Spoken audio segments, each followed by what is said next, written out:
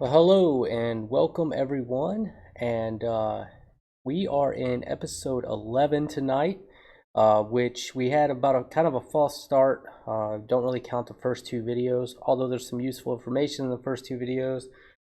We are on the ninth episode of actually uh, coding in this project. So after tonight, we'll be about 27 hours in.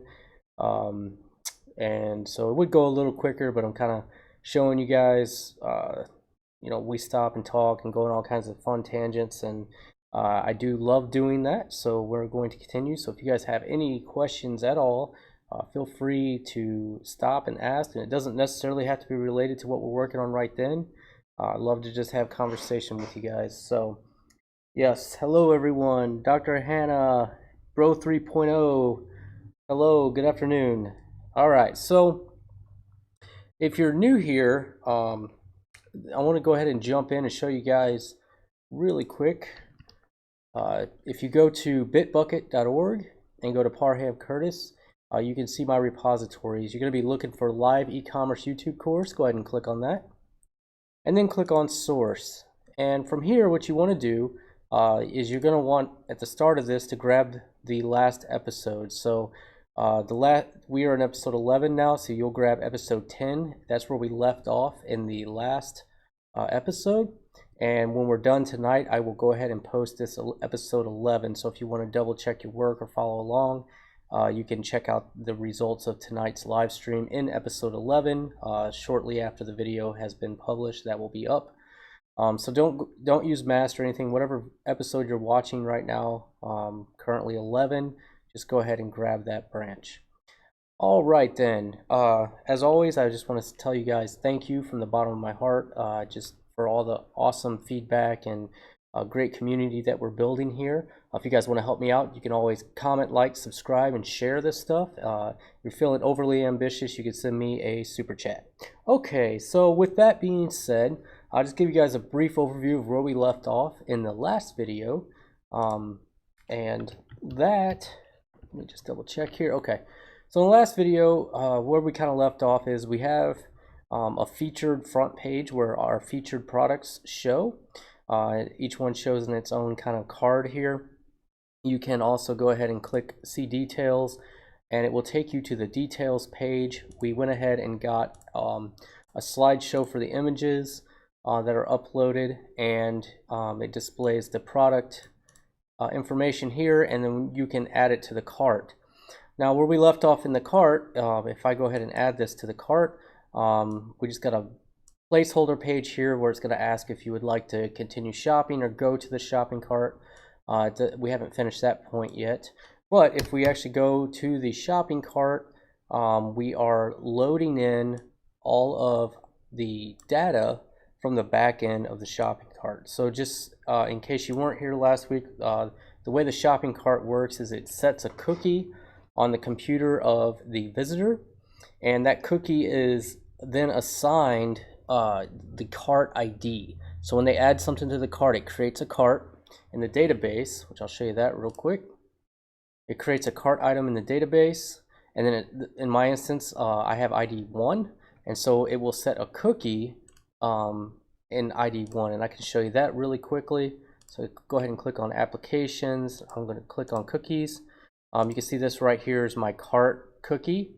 It's set to live for about 14 days, and the value is going to be the cart ID.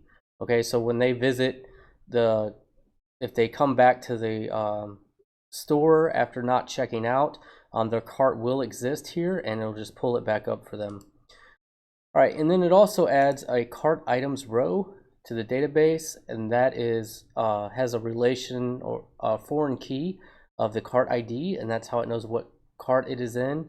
It also has a foreign ID for the product ID, so it knows what product is there, and the quantity, how many of these are in the shopping cart currently.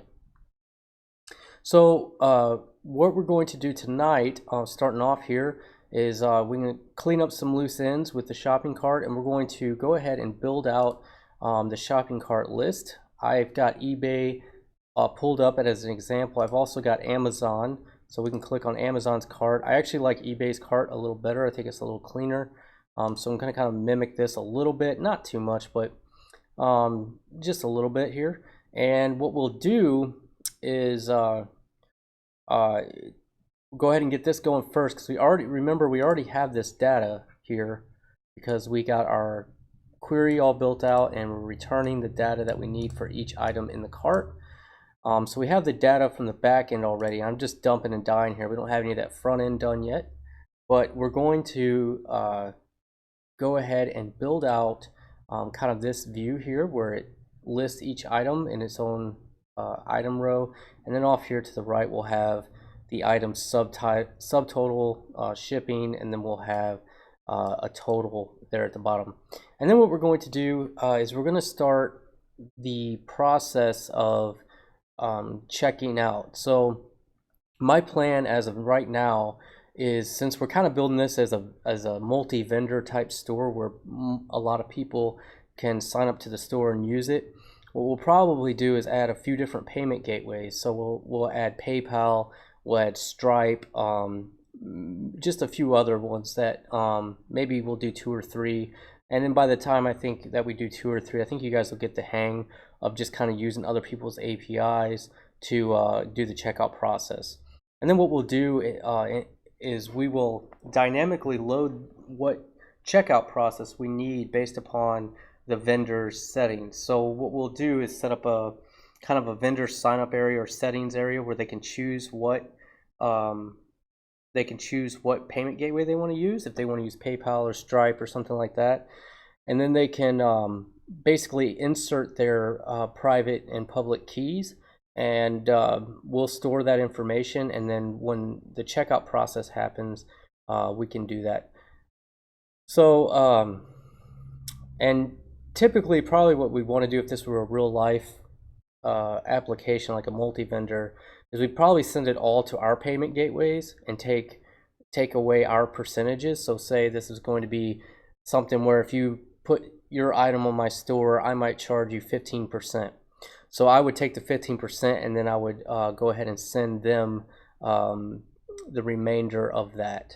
Okay, so if you guys don't mind real quick, I'm gonna go ahead and just pause the video for a second and turn down the AC a little bit. I don't want to start sweating here on the camera because I'll look all gross. So just give me 1 second, I'll be right back.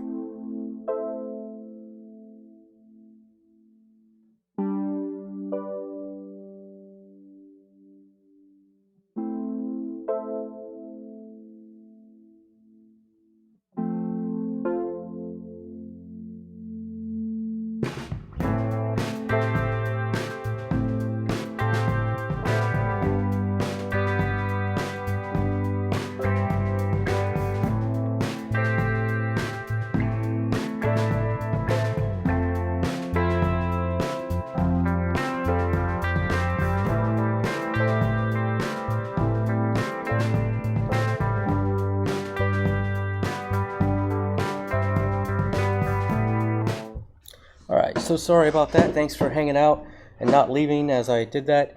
But it is very uncomfortable in here, so it should start cooling down soon. Alright, so I think what's important for us to do is go ahead and just finish this display out right here.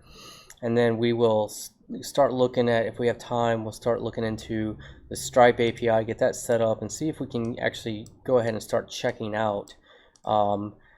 And we'll probably leave it to where the code, we'll see how far we get, but the code might kind of just be set up to just run one checkout until we get everything working. And then we'll probably put everything in its own class and start probably either use abstract classes or implementations.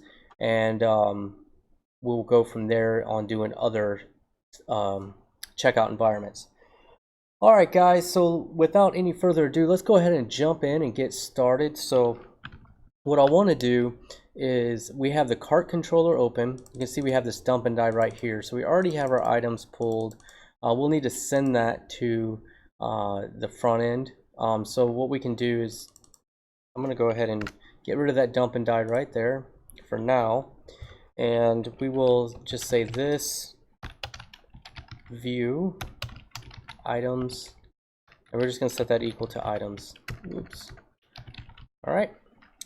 Once we've done that, it's going to render this cart index view. And so if I go to that, this is a cart index view. If I go here, we don't have anything on the page yet. So what we'll do is just go ahead and start this off. And what I want to do first is we will do this set site title.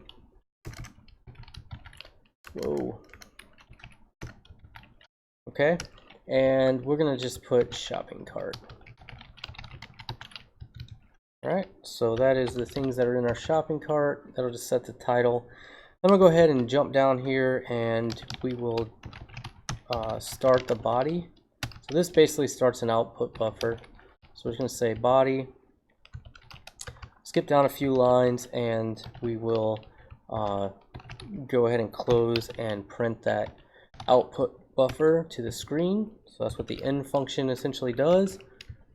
And then what I want to do is we'll go ahead and do probably an H2 here, and I'm going to just put shopping cart just to give it a header, and then we'll do a div with a class of row.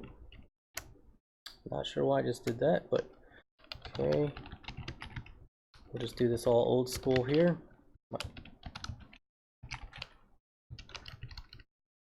Okay, inside that row, if we look at eBay, they have, it's probably like an 80-20, 80%, 20%, or 70-30, something like that.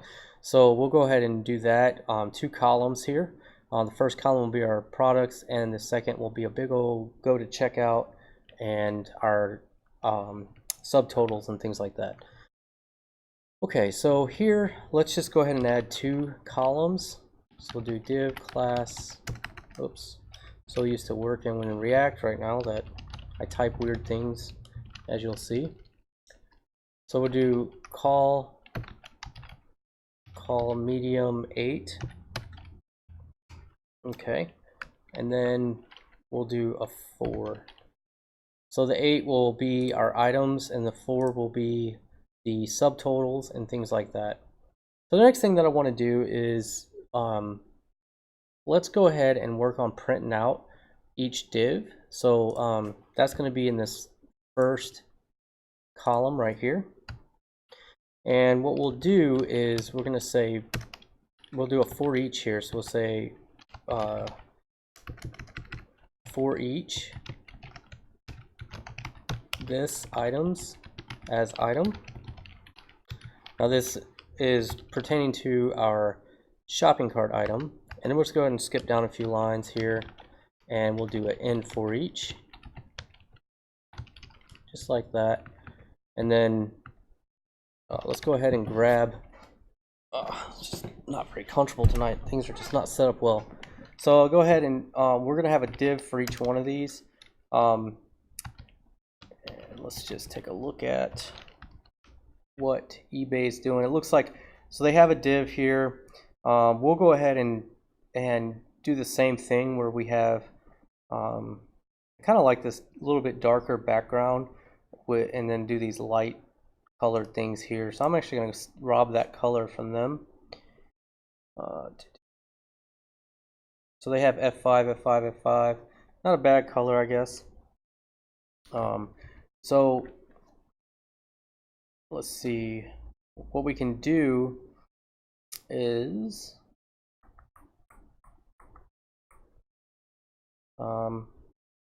kind of don't want to put it, we just put it inside of a, we'll do a class here, and I'm going to give this class just a shopping cart. Oops, not shipping cart, but shopping cart. We'll go ahead and also just I'm going to put that all around this entire thing here.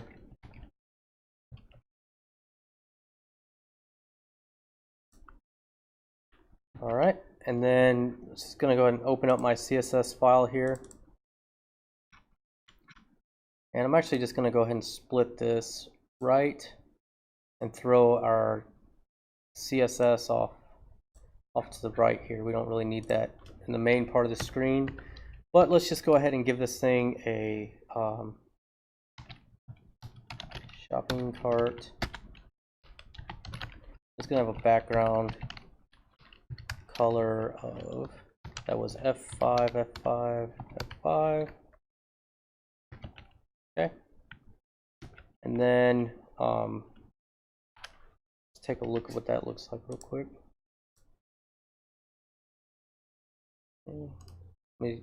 Sometimes what we have to do is clear our browser cache because it has that CSS file already cached. So the easiest way to do that for me is I'm just going to open up the inspector, right click, and do a hard reload. Alright, so now you can see that the shopping cart has this kind of gray background here. Not the greatest thing because I'd like for the whole page to be that color. Maybe I won't do that background, I don't know. Well, I'm just going to keep going for now. We may change some of that up, or we will change some of that up. So let's see here. Let me just take a look at this real quick. Yeah, I actually don't want to do this gray because I don't want to change the entire layout. We'll just keep it looking consistent, and we'll do a little something else with the things. We'll still make it similar to eBay, but anyhow.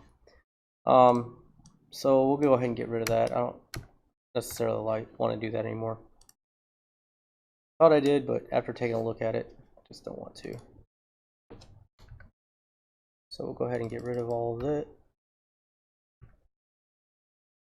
And alright, so now that we have our items here, these items, each one of them, let's see if I can maybe give them a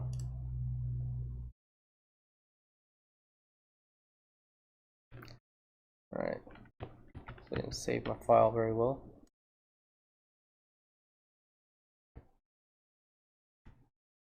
Alright, so we're going to give each item a class, and we'll set that equal to shopping cart item. Over here in the CSS now, we can actually do a shopping cart item. Okay, and each one of these, what I want to do is it's going to we'll do a display of flex. Okay, and we will do, let's take a look at eBay's once again.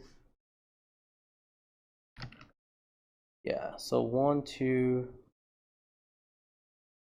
3, 4. That's going to be flex, and then yeah, not a big deal here. So I want to do a border, and this border will just do 1 pixel, and maybe we'll do that F5, 1 pixel solid, and then we'll do that F5, F5, F5. Alright, and then I think I'll do a border radius just for fun. We'll just set that equal to 6 pixels. And we'll do a box shadow. And let's just do 2, 2, 8, and we'll do kind of a light background shadow here. Let's go back now. This actually won't have anything in it, so that was kind of pointless and dumb. But we'll keep going. So now that we have that shopping cart item, inside of that there were about 4 different divs that we're going to need. So one for our image, and then the way they're doing it is an image, and then they're doing just a name, which can be a link, so we'll do that. That's pretty cool actually. And then quantity, and then price, and underneath price they have shipping. Okay, so Persodum, hello, welcome. Alright, so what I'm going to do here is inside here, let's just do a div, and we'll give this a class equal to shopping cart item image. Okay. And let's go ahead and do an image tag here.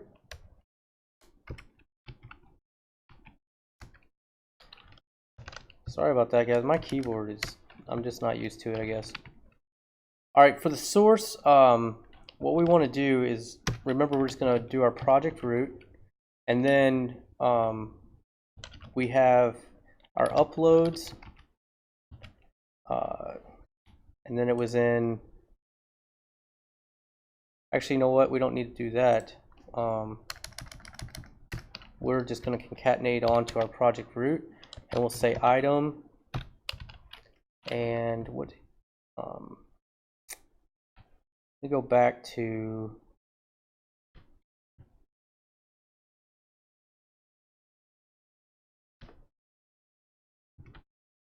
can't remember what I called this, so just bear with me for a second. I'm going to go ahead and dump and die this items again so that we can see this.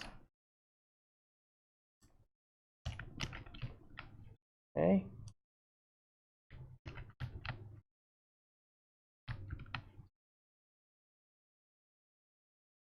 Didn't ever really get here, so.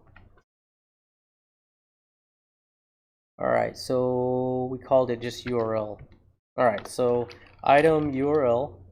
And the alt, we can go ahead, I think, here, and we'll just put item, whoops, we'll do, and I think that was name. Yep. We'll just put the name as an alt on the image itself. All right, so let's go ahead now and save that out. And I'm going to go ahead and comment out that for now. We'll probably use that again. Let's see what we have. All right, looking pretty good, pretty good. Now obviously we're going to have to do a little bit of CSS to knock those down in size, but this is what we want. So let's go ahead now and do shopping cart, what do I call that? Shopping cart item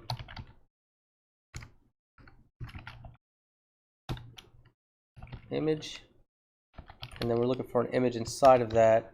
And this, I think what we'll do is make all these the same width. So let's just go ahead and do something like 150 pixels, like that.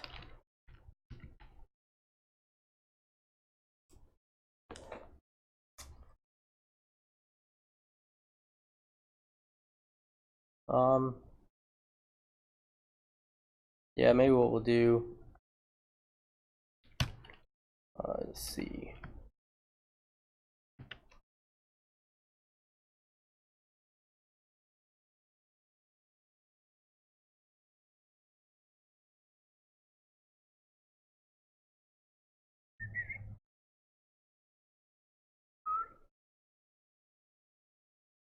I don't know what's more important, to have those like auto width or auto height. Let's look at eBay. They might see what they're doing. They might be setting both.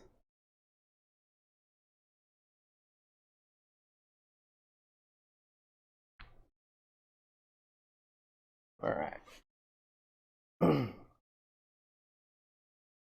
So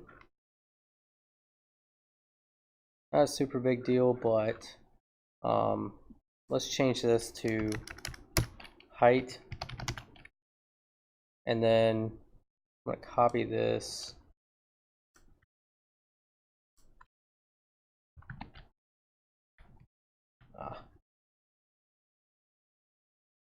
So used to using my Mac that I just can't seem to copy and paste on this.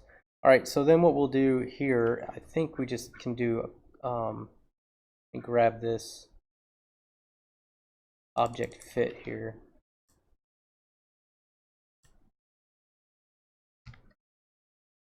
Okay. Paste that in here. Let's see what that does for us.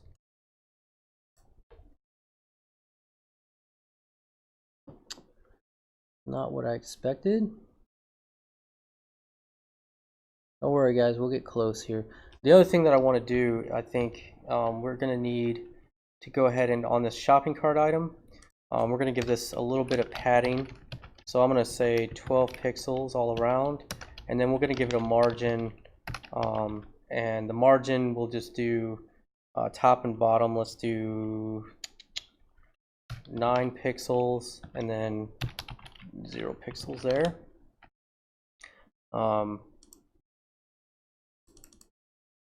Maybe this is supposed to be here. I could be wrong about that. Okay.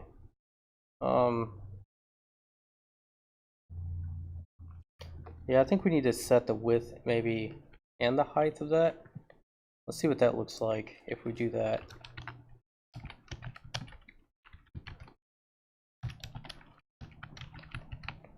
Okay.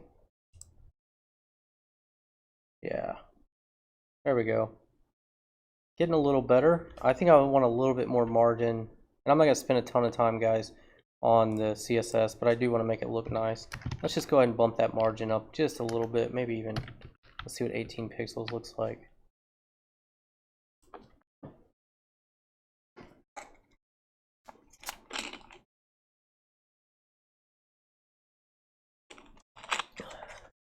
Okay.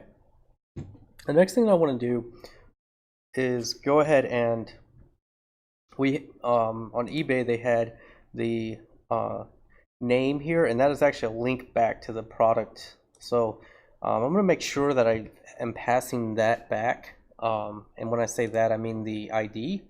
So I'm going to go ahead here to the controller and do my dump and die again so I can take a look at this data structure, and I do have ID. So all we have to do for that now is we just need to we're going to create another div here.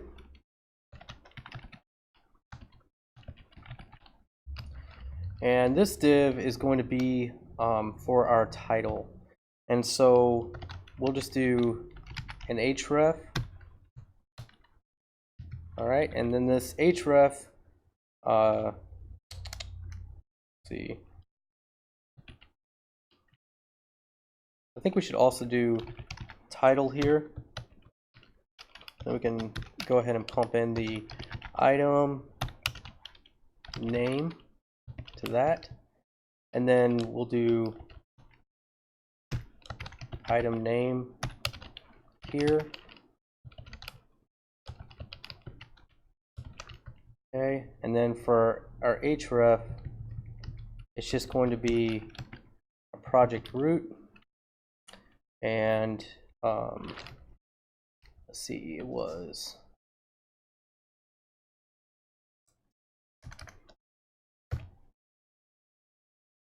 products, details, and then the ID. So products, details, and then we got the item ID. All right. I guess I can go ahead and clean this up a little bit, put it on separate lines. This I got kind of long. All right. So here, what we could do if we wanted is we could give this a class equal to shopping cart. We can call this shopping cart item name or something, and then that way we can control the size of this. And I'm going to give this thing a color equal to 101,820, and I think let's do a font size of 18 pixels. Make that a little big. We'll see how that looks. We might actually even bold it. If I go back now to the cart, Let me just refresh the cache here. What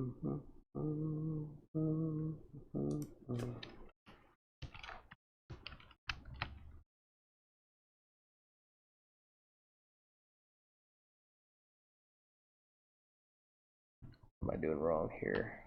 Shopping cart item name.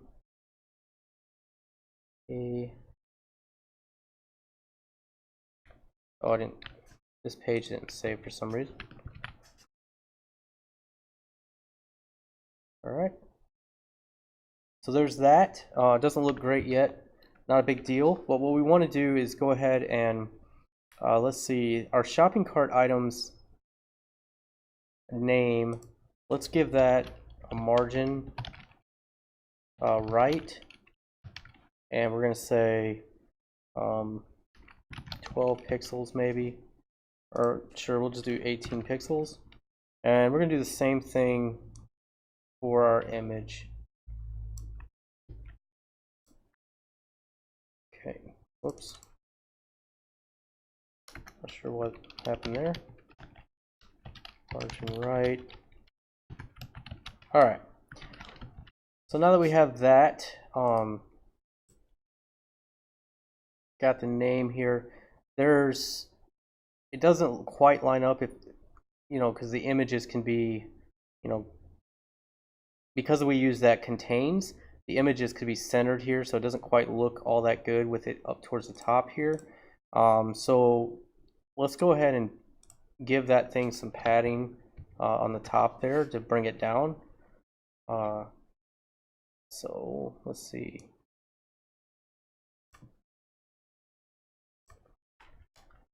I get rid of that and see what happens. I might need that, but padding top, and let's just do 32 pixels there.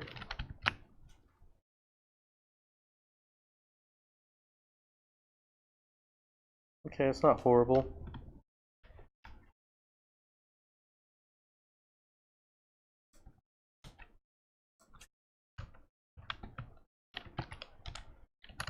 Go ahead and add our color back here.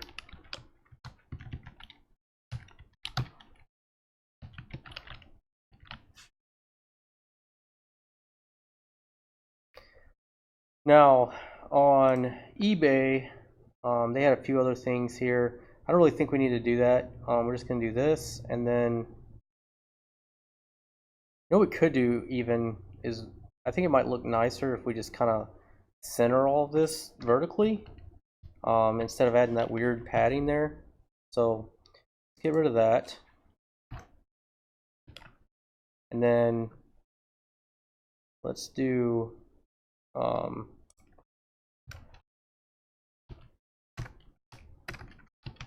align content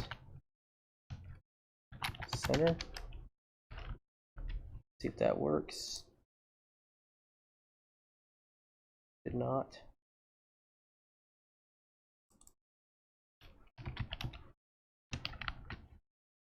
That's not going to work either, but it's okay. I can make it work. There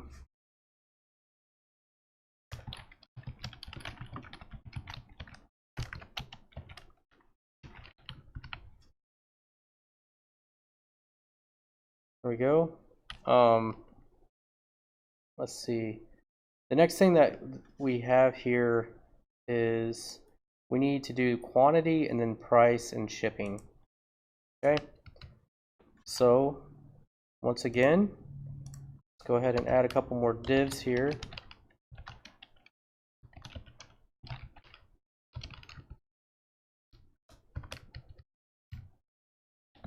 Now this one's just going to be the quantity, so shopping cart item quantity, and then for now what we're going to do is just print out the quantity, but eventually this is going to be a way for us to change the quantity. And so for now, I think what I'm going to do is put a label in here, and we'll come back to that, but this is just going to be quantity, and then Uh, outside of that, we're going to echo out the item quantity. Okay, let's see what that looked like. Okay, not bad. And I'm going to show you a few things that'll make this this look really good too as we go here. But as you can see, starting to kind of work itself out here. So what I want to do right here, I'm going to copy this class.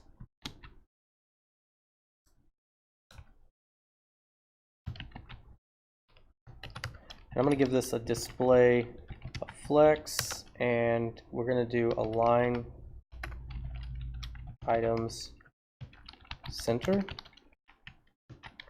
All right, the other thing I'm going to do is on the name, I'm going to do a flex grow, and we're just going to say 1 on that. That'll push this over.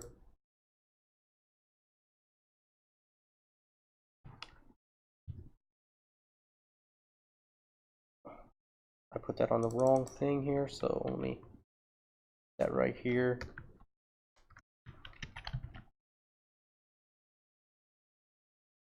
All right. Now quantity, we're going to want to go ahead and give that a margin as well. So this is going to have a 0 top and bottom, and we're just going to do maybe 32 pixels on the left and right. Maybe not 32, let's do 18. Okay. There we go. That looks fine. We're going to end up fixing this up with some buttons and things like that. So I'm not going to get too concerned right now with styling the quantity. That's just going to be a little bit different. The other thing, let's go back and look at our data one more time because I'm curious if I'm sending brand along with this.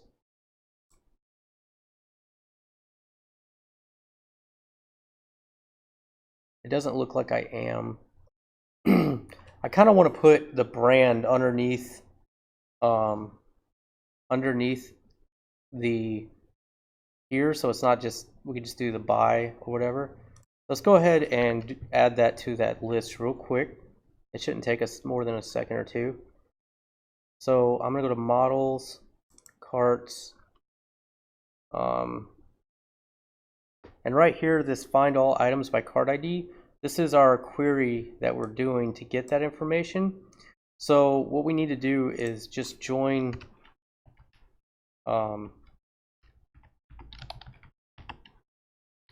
brands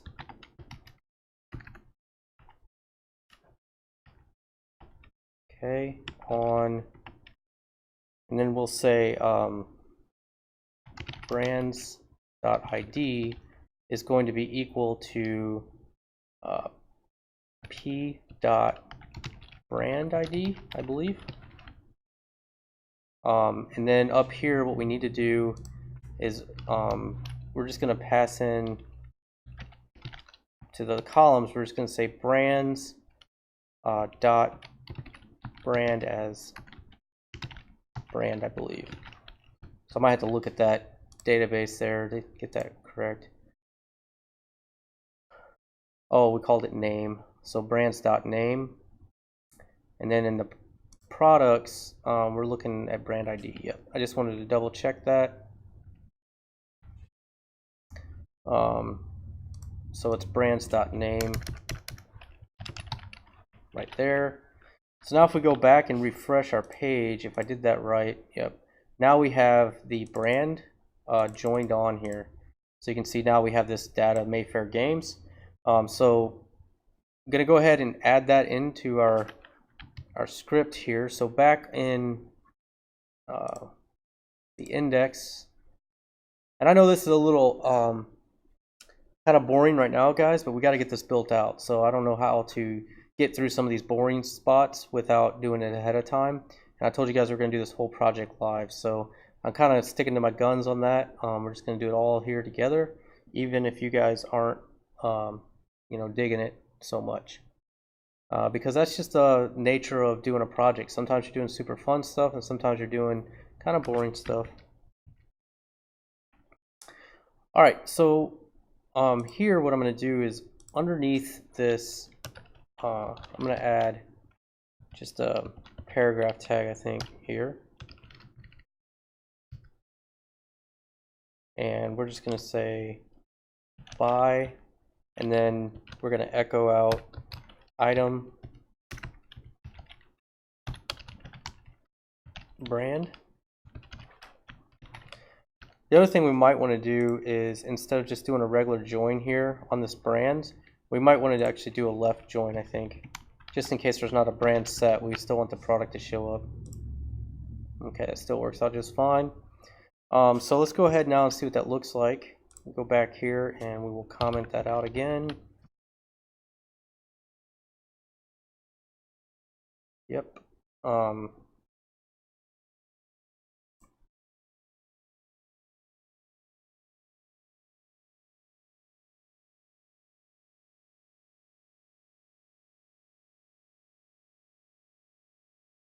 Okay.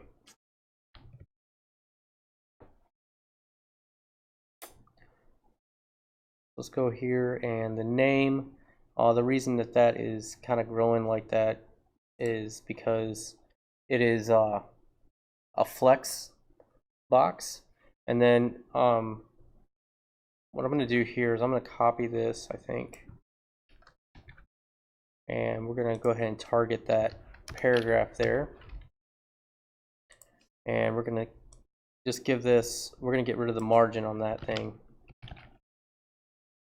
So margin, at least we'll get rid of the margin on the bottom. You know what we might want to do is give it some on the top. So I'm going to say 12 pixels, 0, 0, 0. Okay, and then what I want to do here is we're going to do flex direction, and we're going to say column.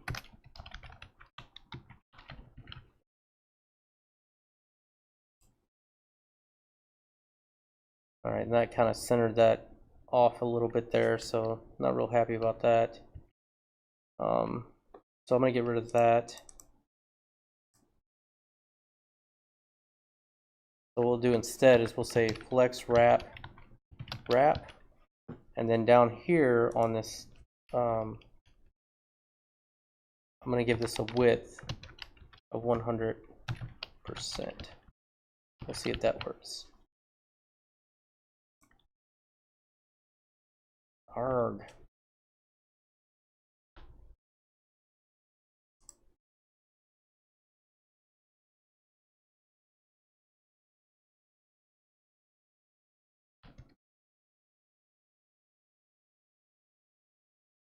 Well, probably because I've misspelled width there.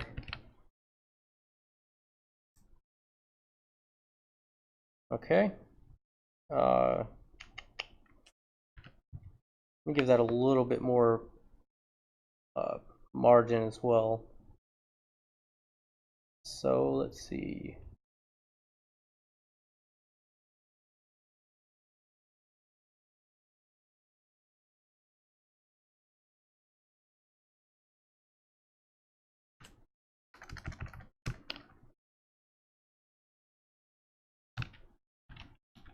All right.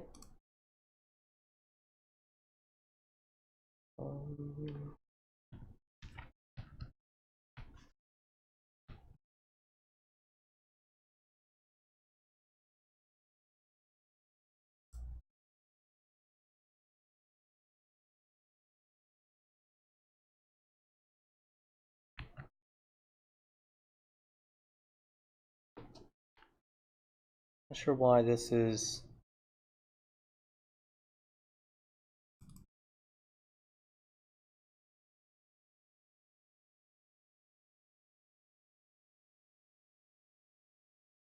All right, not gonna mess with this CSS too much. I'm gonna come back now, and I'm gonna come back and fix that a little bit later.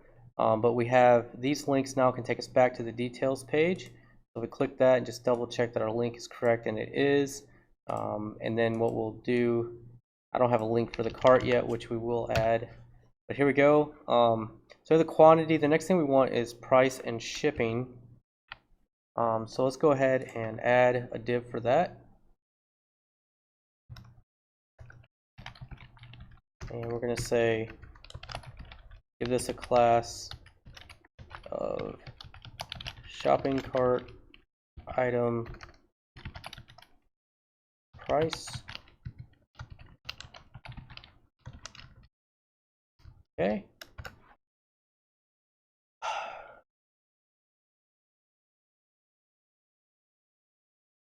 Now, this needs to house two different prices. It needs to have the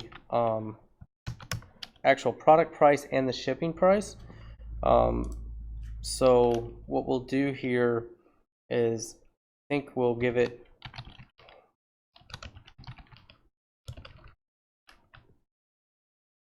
two divs inside here, and let's see, price is going to be, how do they do that on eBay? Oh, that's they actually didn't put price, they just have $, and let's put item price. Okay, and then in this next div, we'll say shipping, and that is going to be, now remember we did have that function, but I don't know if we can use that here, so let me take a look at what that is. So let's go to products.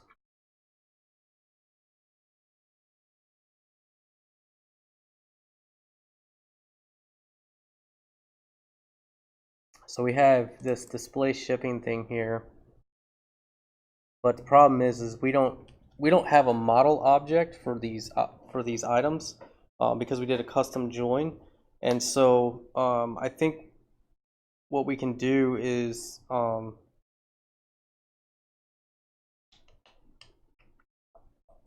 we could create a static function to pass this into it. So we'll say public function display shipping, and again I want this to be static. No, that's not the right way to do this either. For now I'm going to leave that off. So what we want to do here essentially is we want it to say free shipping if it's 0, or we want it to say the price if not. So what we can do here is inside this for each right here, I'm just going to create a ternary right here, and we'll just say shipping is equal to, and then we'll say item shipping, and if that's equal to 0, then we're going to return free, else we're going to return the $, and we're going to pass on item shipping. Okay, and then we're just going to go ahead here. Now we will echo out that shipping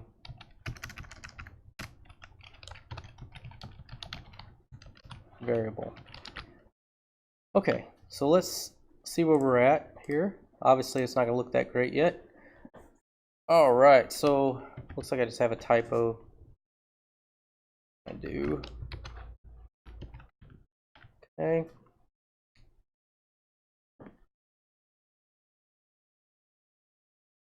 I think I am gonna put the shipping like that. Okay. And maybe just to make that line up a little better, we'll say free shipping.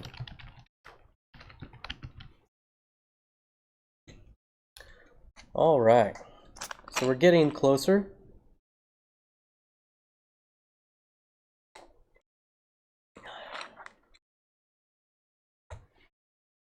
So Fabian asked a question. He says, how can he deploy his application in hosting and how files in public HTML. Okay, so let's talk about hosting for a second on this. I'll go ahead and throw on my webcam. All right, so hosting's not a very big deal. The only thing I would say with hosting this is you need to find someone, unless you're really if you have some experience, you can use hosting providers that have Nginx. Otherwise, what you need to do is find a hosting provider that uses Apache.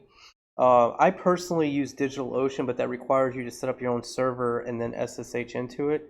If you're very new, you might consider using something like a shared hosting thing like GoDaddy or HostGator or something like that. And you're just going to upload the entire bit, the whole source code to whatever directory they tell you to upload it to, and then you got to set up your database, and then you'll have to change the config file, which I can show you in a minute, to where you put your database configuration in that file. Once you've done that, you're pretty much set up as long as your hosting provider allows you to do the htaccess files. So it's not a big deal, but you just need to make sure that mod rewrites are turned on. And if it's not, I know with HostGator and I think GoDaddy, you can just send a support ticket in and ask them to turn mod rewrites on if they're off. It would be very helpful if you were using at least PHP 7.1. It'd be a lot faster. So most new modern servers will do that. But yeah, I mean, I don't think it's kind of outside the scope of this video. Maybe we can do another video at the end of this series where I go and upload it to a server and show you how to do it. But it's a little bit outside the scope of tonight's video to actually get in and show you how to do it. I think it would just kind of derail us a little bit because there could be all kinds of little nuances. So it's pretty much the same as any other hosting any other site, like a WordPress site or whatever. In fact, if you find a server that can host WordPress, it should be able to it will be able to host this. So that's a good kind of key metric. If you find a shared hosting thing that can do WordPress, you can put this on there. Okay, so I hope that helps a little bit. I know it's probably not exactly what you're looking for, but technically, if I was just starting out, the way that I would probably do it is a shared hosting account for like 10 or 15 bucks a month or something like that here in the United States. You can get it cheaper, but I would then just use something like FileZilla to upload the files to the directory. And once you've done that, just make sure your database is up and running. And then you're going to run the migration scripts to go ahead and get your database set up. Okay, so I hope that is a little bit helpful. So I'm going to switch back here to my screen. And again, if enough people ask for it, we might just do a whole video on getting this thing set up on a hosting account. The only problem I see there is everybody's going to want to use different hosting, and it could be a little bit different for each one, and I'm not going to pay for a ton of different hosting accounts, but at any rate. All right, so now that we have that set up, I think what we can do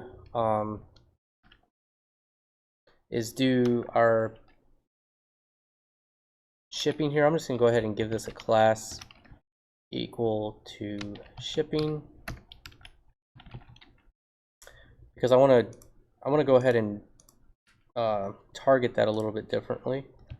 So let's see here.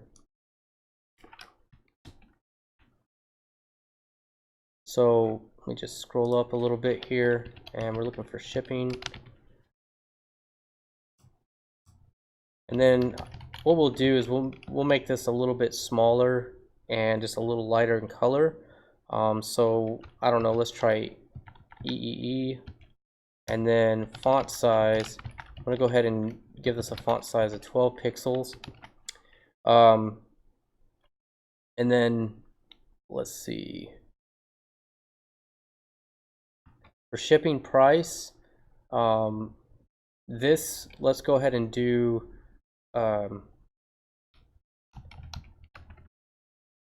font size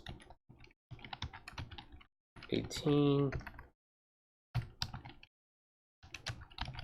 color 101, 820. And then I think what we can do here as well is let's give this thing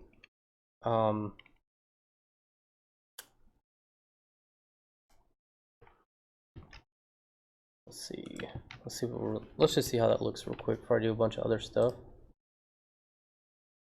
Oh, that's way too light. Let's try 555.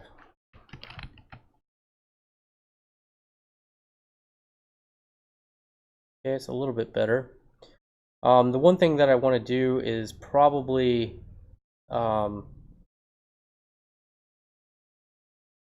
give it quite a bit of space between the quantity and that. And so what we can do there is we can actually give this a flex grow of 1. And then I think what we'll do, just to kind of make sure this is pretty evened out, is instead of doing a flex grow of 1 on the item name, let's go ahead and do like a 3 or a 4 on that.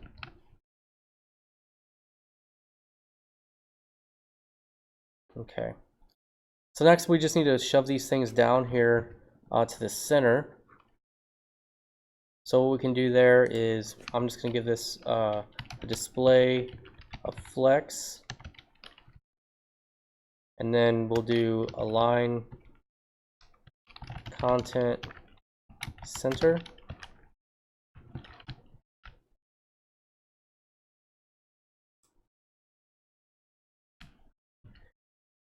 Okay.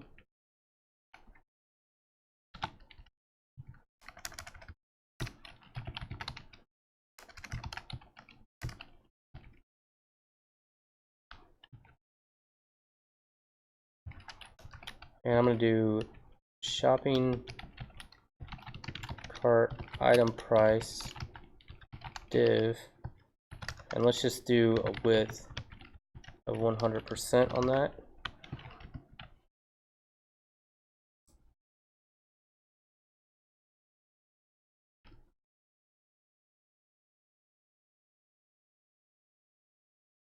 Shopping cart item price div. And the reason that didn't work is because I also need to tell it that we can, by default, it doesn't allow that to wrap. So we do want to turn wrapping on. Okay. And then I don't like all the space here and here. So we're going to go ahead and try to figure out how to shove these up together there. And line item center.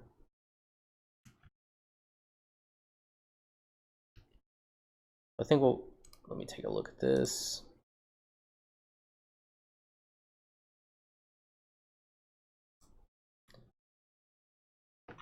I'm going to do align content flex start.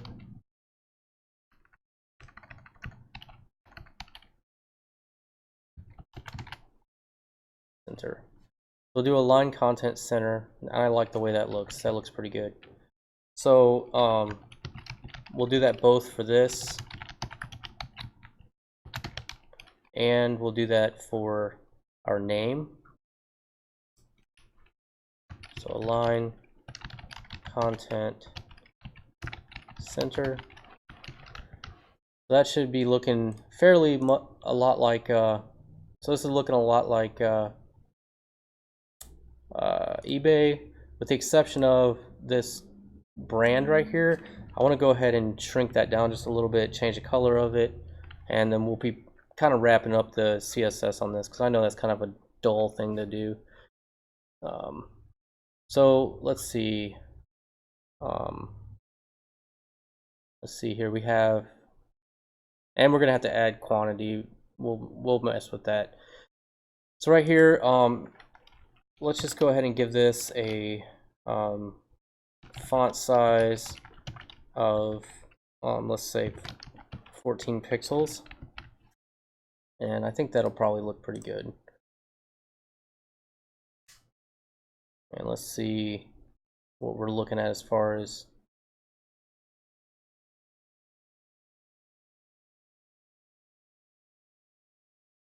I don't think that's too bad. Maybe a little bit smaller on that. Let's try 13 pixels. And then let's do a color, and we'll just do 555 again. So it kind of matches up with the, there we go. Alright, so we have all these items in here. The quantity doesn't look great yet, and that's okay because we're going to be changing that. We're going to add some buttons probably to increase or or add to the amount of these in the shopping cart. I think too what would be really cool is up here in the shopping cart header, tell it how many items are in the cart. I think they do that on eBay as well. They do. They just have it in parens there. They say 2 items. I'm curious if they change that to 3 if you change this. Come on, eBay. Let's see. Yeah, they do increase that. So that's going to be really easy for us to do. All we need to do is we'll need to add those up and then send that down to the view here. So what I'll do is I'm going to do an item count, and I'm going to set that equal to 0. And then what we'll do is we'll loop through. We're going to say for each items as item, and then we're going to say item count plus equals item quantity. Okay, and then what we can do is we can pass item count down to the view. So we'll say this view item count is equal to item count. And then what we can do here is inside of the view, we can just add some parens here, and we'll say this item count, and then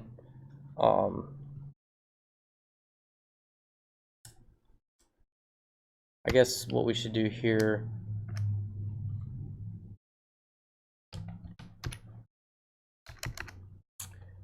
we'll say items, or just item, and then we're going to echo out a ternary here, and we're just going to say if this item count is equal to 1, then we're going to return an empty string, else we're going to return an S there.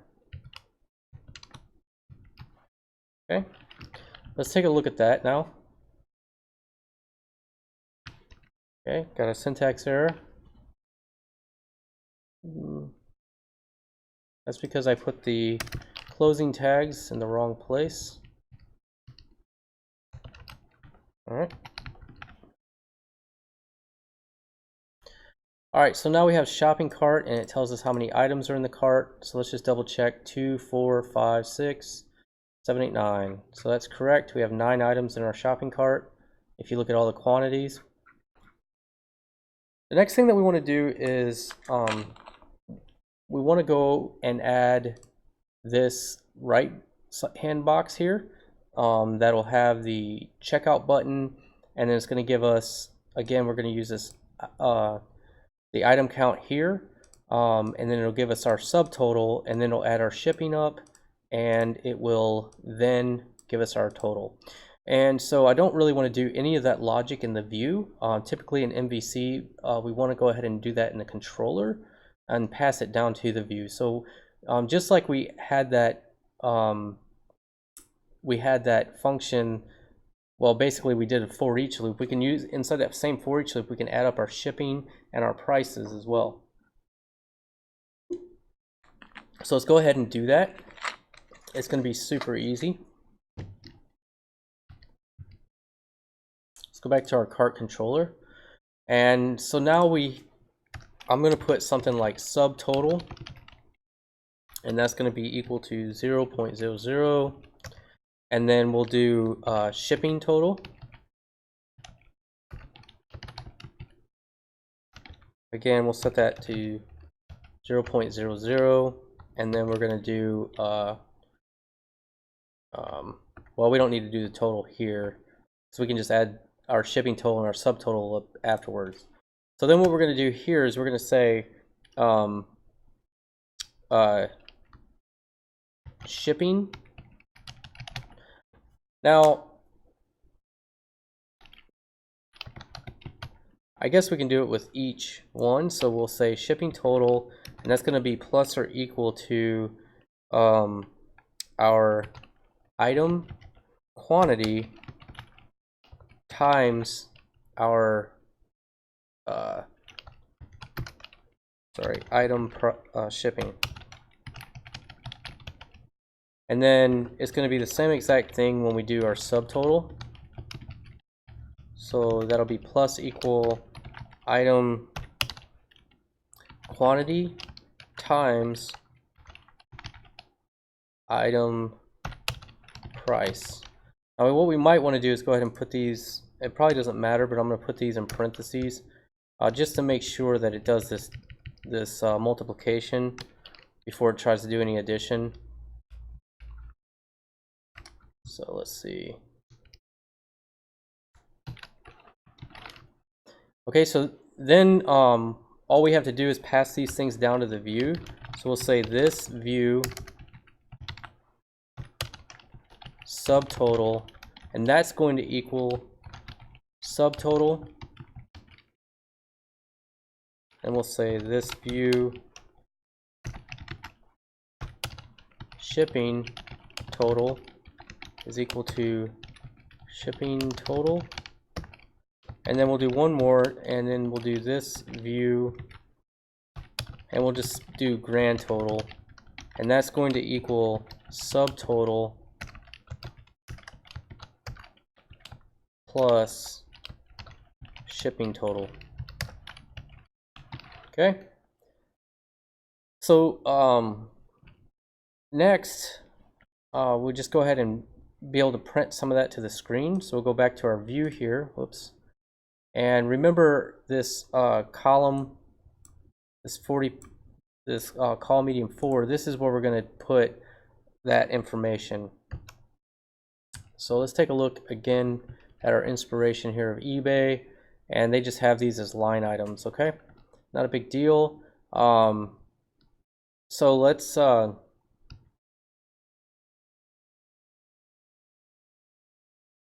we can use Flexbox with that as well, I guess.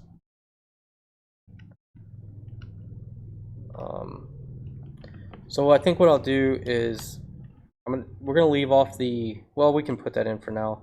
Let's do an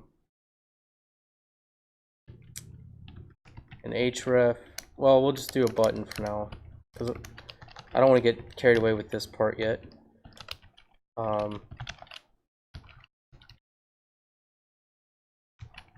Proceed with checkout, and we'll give this a class equal to button, button large, button primary, and then I'm gonna go ahead and just do an inline style here as well, and I'm just gonna give this a width of 100%. Okay. So that's just our button. That's just quickly thrown on there. We'll mess with that button more in a little bit. But what I want to do here is we'll do div, and this div will have a class equal to cart line item.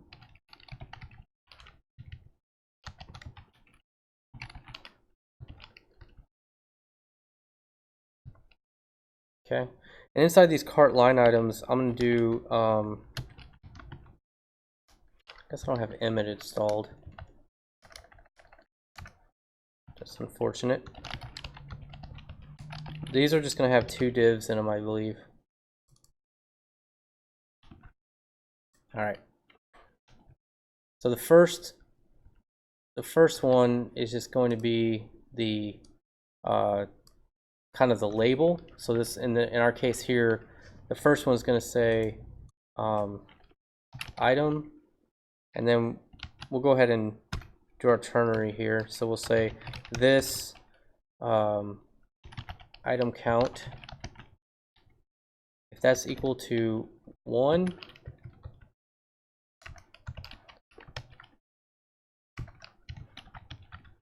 a little bit.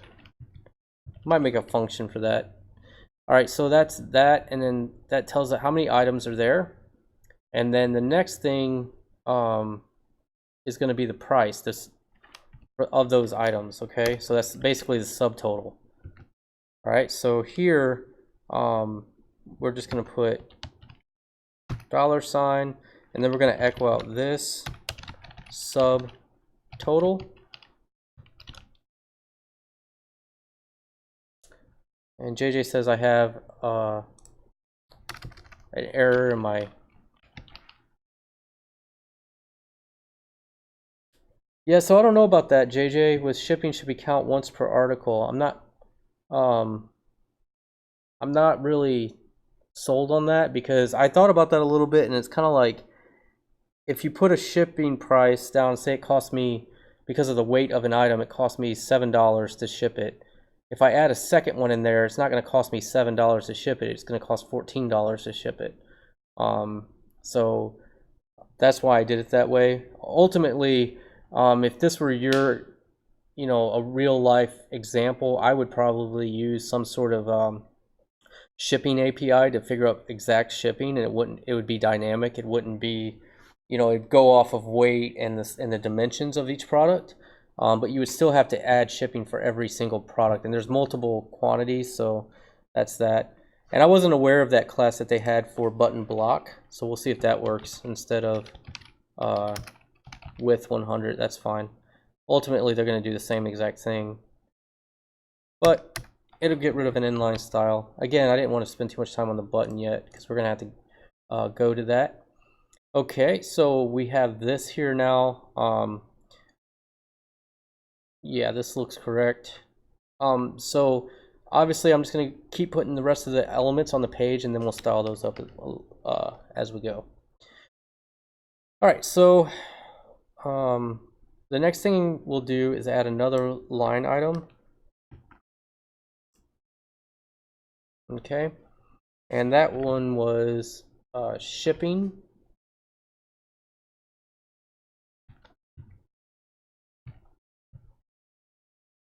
Okay, so we don't need any of this here. We just say shipping. If we were doing tax in this would be a time where there would be a tax. Okay, and the next thing that we'll want, they had total.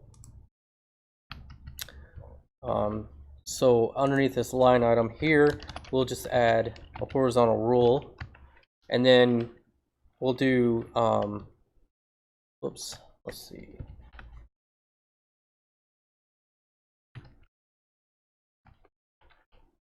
We'll just do div, and we're gonna do a cart line item, but we're also going to give it a class of grand total, something like that.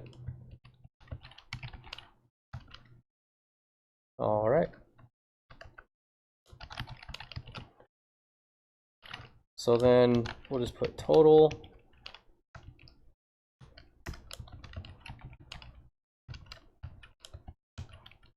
We'll do another div, and oops.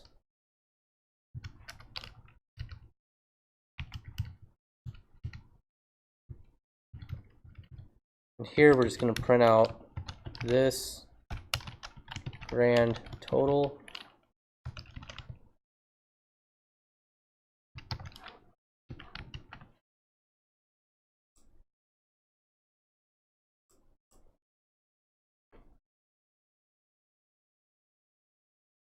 Okay.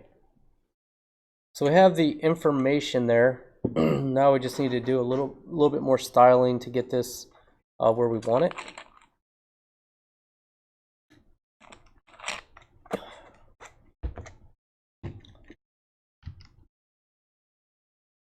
So I'm gonna give this a class here. Let's see, what did we'll give this thing a class of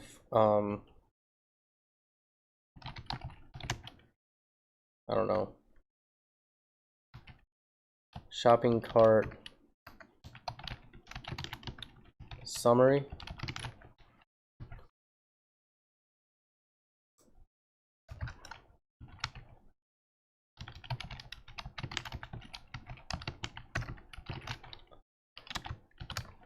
All right, let's do padding, 18 pixels, border, 1 pixel solid. I can't remember what I used before on that, so I can look, I guess.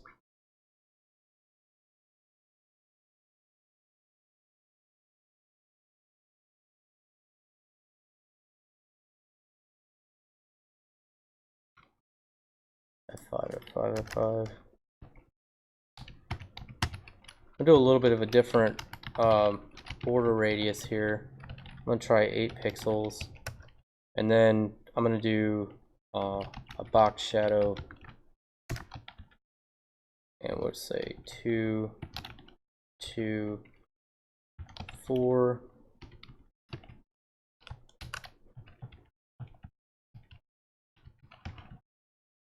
All right.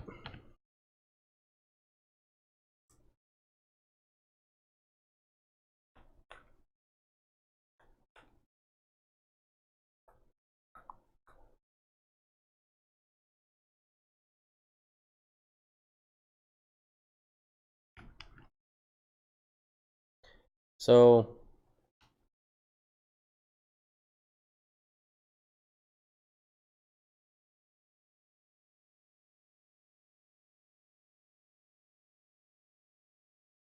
I don't really like,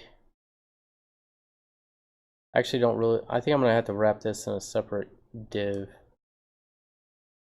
So what I'm gonna do,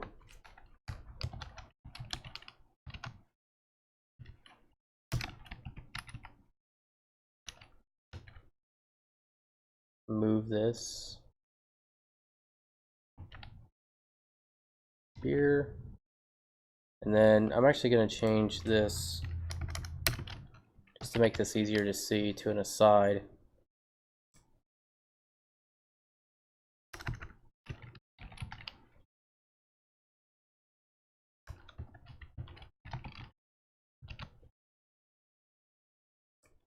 Okay.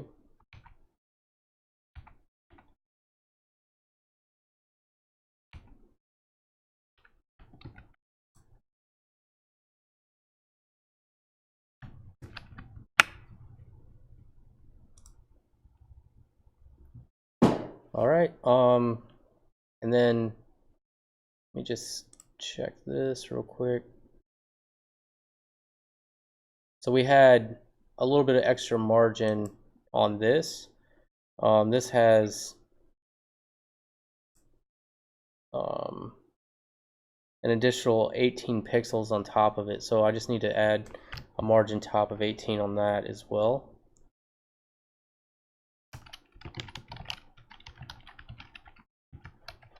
Okay, I should do it.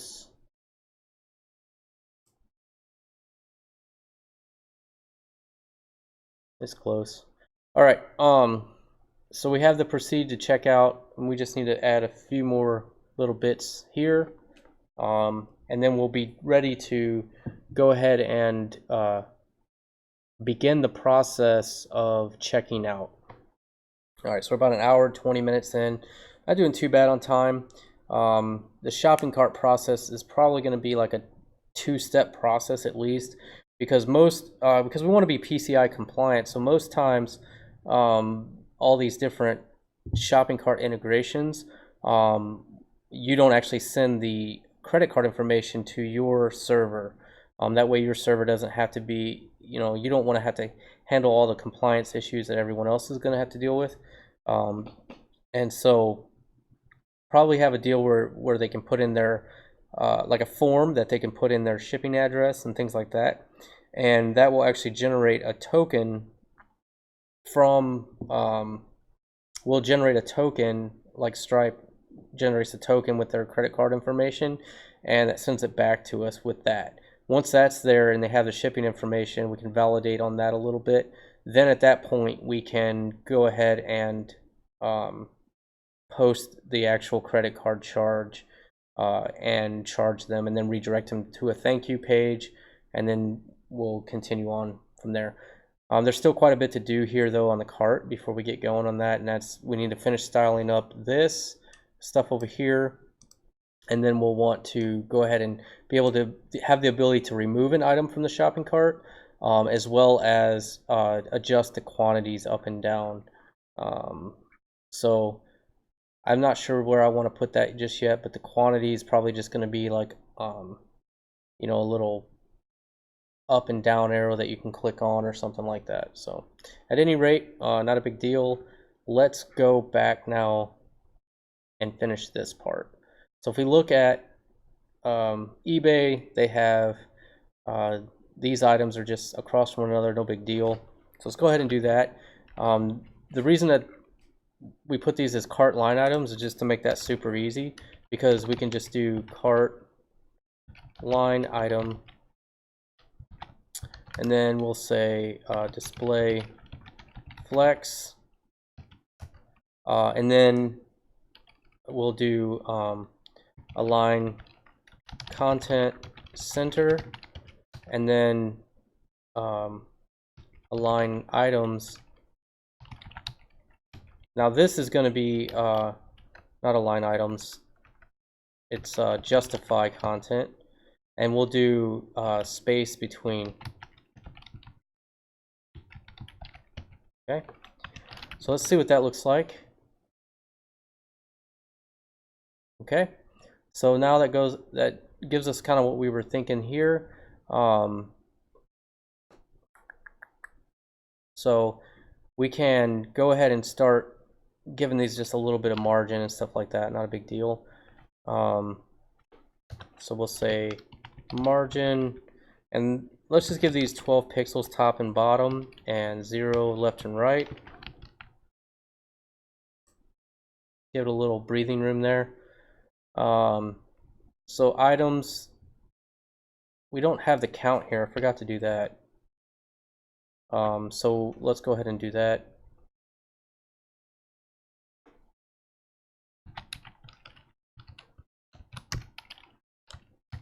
This item count.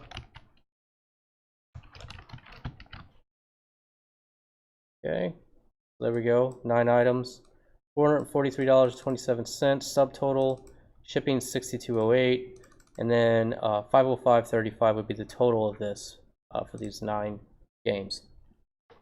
All right, that actually doesn't look too bad. I mean, there's some things we can do. Probably want this total to stand out a little bit more, so let's give that an additional style.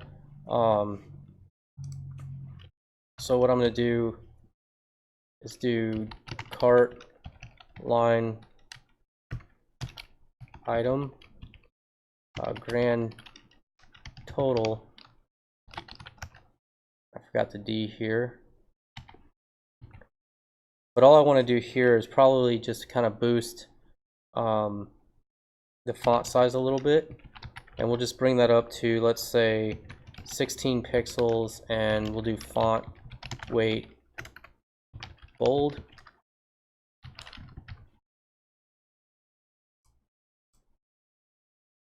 Okay. Caparat, Capaparat.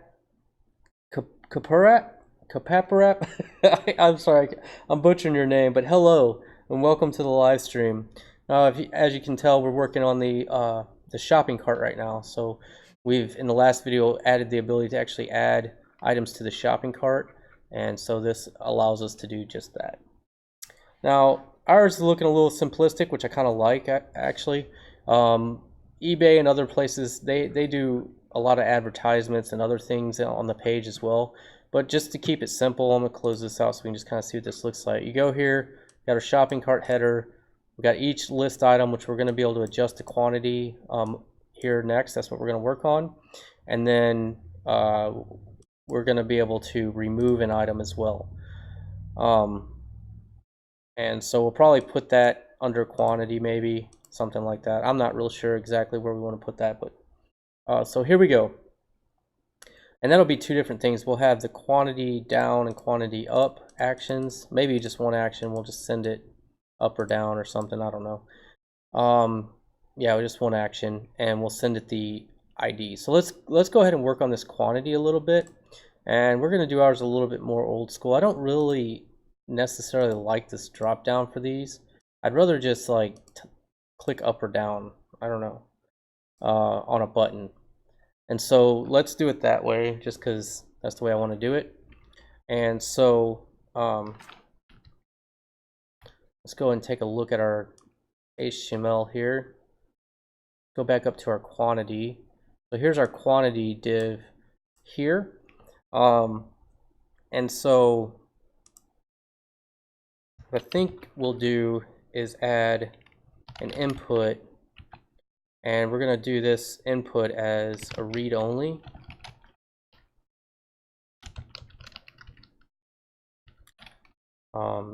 And we'll do the value equal to item quantity. Okay.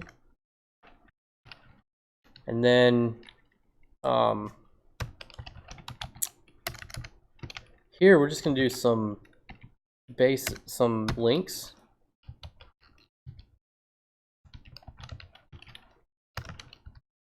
And we're going to do a class. We're going to just put an icon here. So we'll do a fa chevron up, I think it is.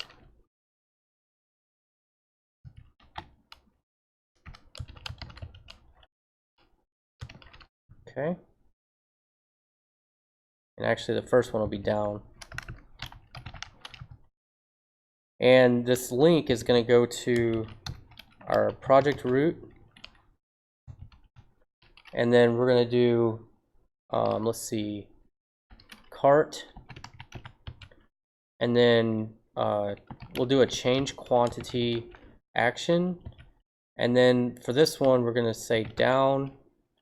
And we're going to give it the ID, which will be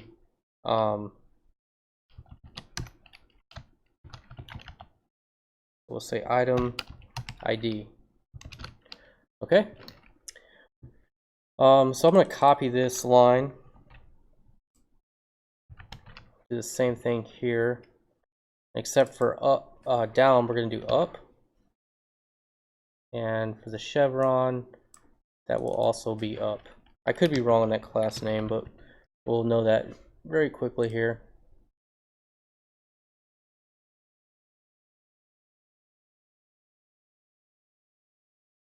Did I not save? Let's see. Did save.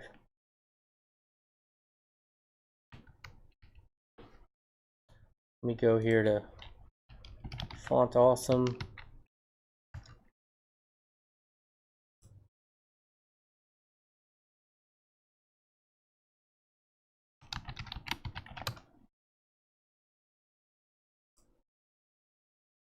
Keep forgetting that I'm using Font Awesome 5, and I'm used to using 4.7 at work. So yeah, I was wrong on those class names.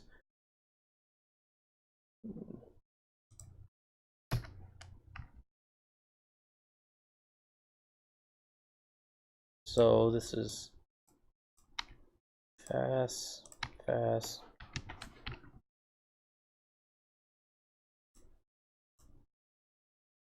All right, so we got our start here, and we'll style this up a little bit better too, obviously.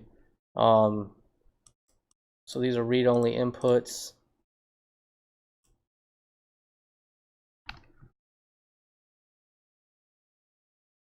All right, so we have a cart controller. So that's here. And we need to add a public function, and that will be change quantity.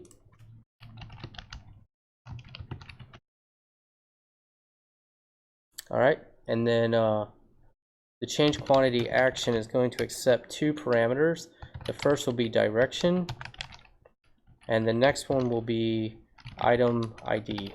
Okay, so that's our actions there. And so then what we'll do is we're going to set a session variable, and well, here first and foremost, let's go and look at our cart items. So our cart item, we'll just pass that. Let's see. Yeah, so we'll pass this cart ID. We're going to grab this this item by the item ID. Okay. I know that didn't make any sense, but you'll see. So basically, what we need to do is we'll say item, and item is going to be equal to cart items find by ID, and we're gonna cast it to an integer, but we're just gonna pass item ID directly into that. Okay, so that'll give us our item, and then what we want to do is we're just gonna say item quantity is equal to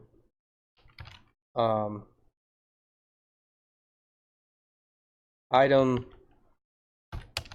quantity, and then what we need to do is if well, here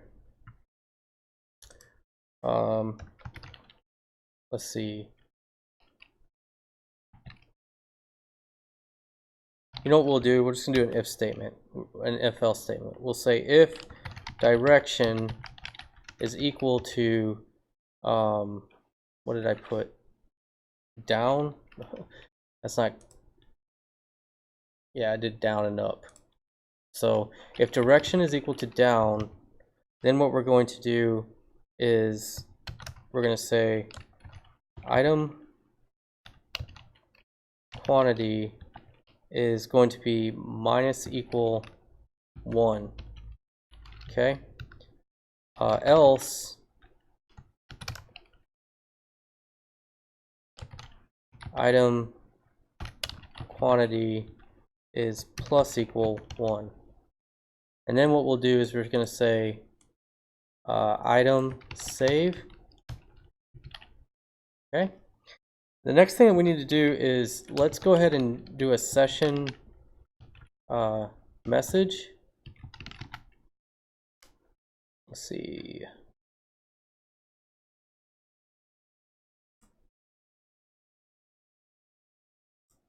Can't remember if it was MSG or, oh, it's add message.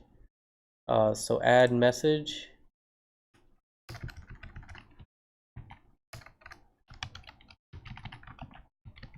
Okay, and the message that we're going to add here is going to be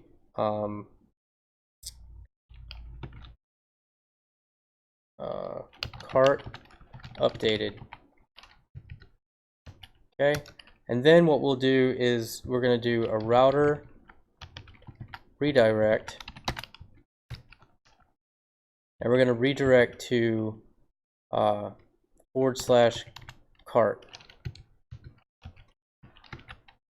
So let's try that out.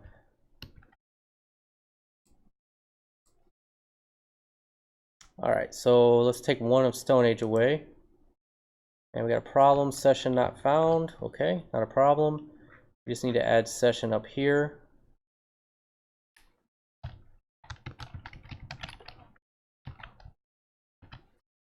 Refresh. Too few arguments added to the add message. Let's take a look at that and see what I did wrong. So it needs a type first, and then a message. So let's give it a type of um, info, I guess.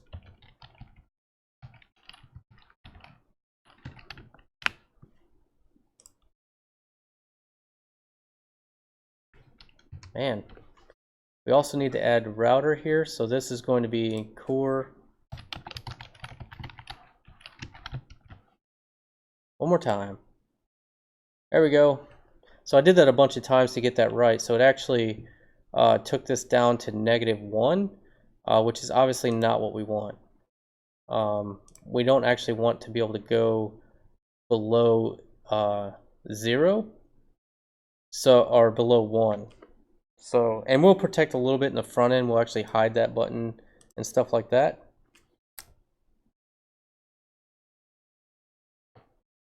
So JJ said, why don't we use jQuery to add and subtract quantity dynamically? We very well could, but I'm just going to do it this way because primarily the biggest reason is because I don't want to update everything with jQuery. It gets cumbersome because we'd have to update all these values every time we change one of these. We'd have to change these, the shipping and everything, and it happens so fast that we'll just do it that way. Plus, I'm kind of showing a PHP way of doing it. Honestly, like if I were doing this project, I'd probably be using React on the front end, and then then I wouldn't give a crap. I would just use Ajax for everything pretty much, because then when I made the call, my Ajax request would just send that stuff back, and everything would update on the page dynamically, which is what's great about a lot of the React, or all the JavaScript libraries basically. But I hate doing stuff with jQuery, to be honest with you. It's just cumbersome, and I didn't want to spend too much time on that tonight. I honestly want to kind of get this as close to done as possible and move on to the actual hard stuff of charging credit cards. So yes, JJ, I mean, we could even use the same action we just did, but instead of doing like the redirect stuff, we could just send back a JSON response and then handle it with JavaScript on the front end. And we've done a little bit of both in the project. So I think you guys could figure out how to do that very easily on your own if you wanted to, because we've done that a lot previously. But this, I just want to handle everything like this. So anyhow, the one thing I do want to do is I want to make sure that the update won't take this below 0. Okay. So what we'll do is in that cart here, the change quantity is I'm just going to add another if statement, and I'm going to say if item quantity is less than 1, then I'm going to, let's see, I'm going to do it the other way around. I'm going to say if it's greater than 0, then we're going to save it.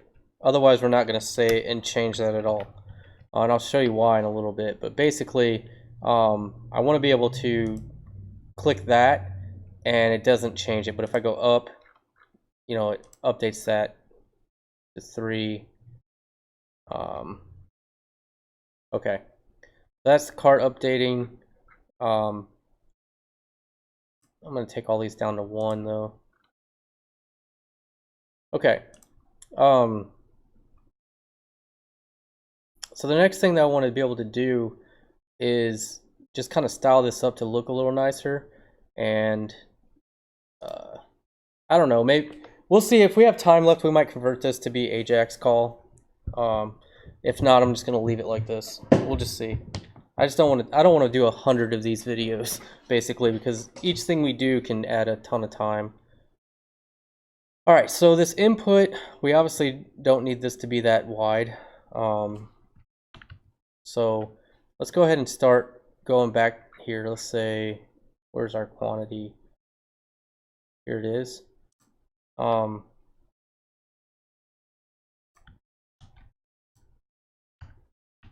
So what I want to do here is I want to do input, and here we're just going to say width, and we're giving this thing, let's try a width of 75 pixels or something, see what that looks like. We can adjust that in the inspector until we get it right. Alright, so I'm going to click on that. So there's the input. The width is 75, so let's move that around until it looks about right for us.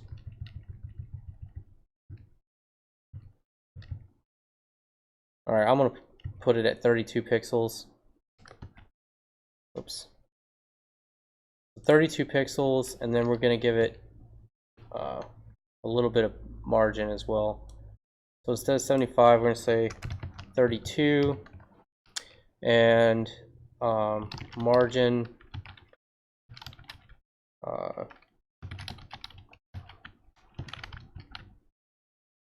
the other thing that I want to do is this label. I kind of want that label to be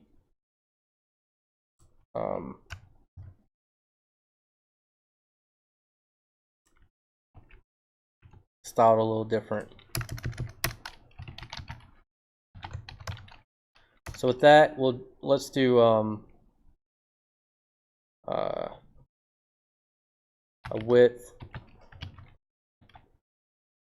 of 100%.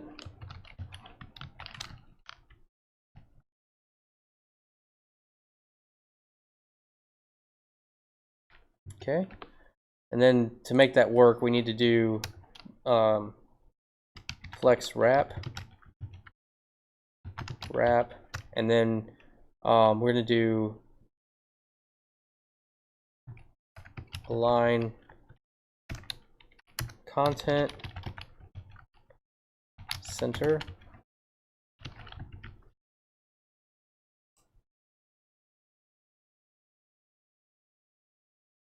You know what? I actually kind of liked it in one row, honestly.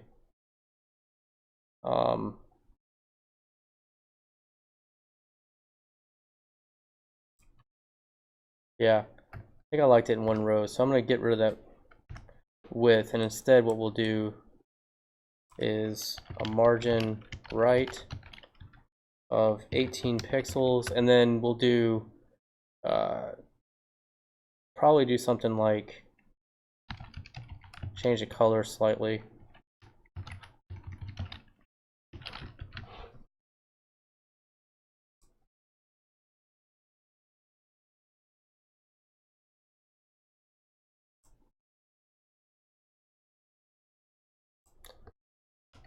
Get rid of that margin on the bottom.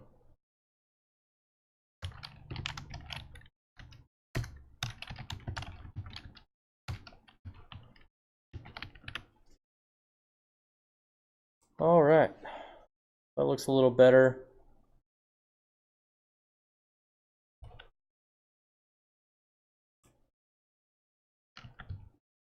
Clean up that input a little bit. Actually, that input,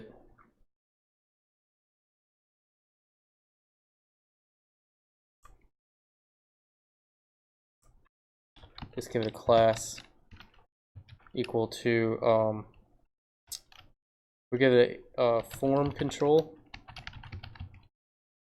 and we'll do input small, I think.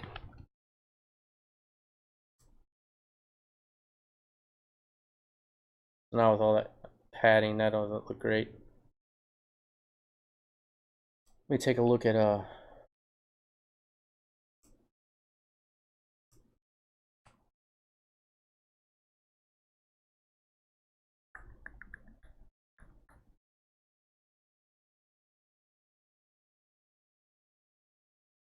form control small.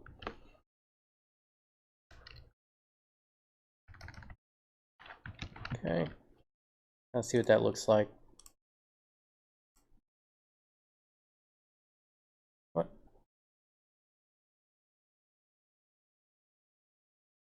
Oh, I need both.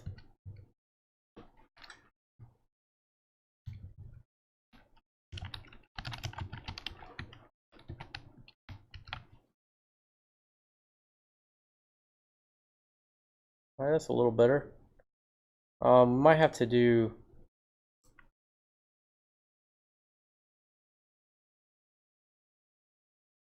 a little bit more width there, just for double digits. So. And I want to see what that looks like. So I'm actually going to go here to this, and I'm going to give it a quantity of 12.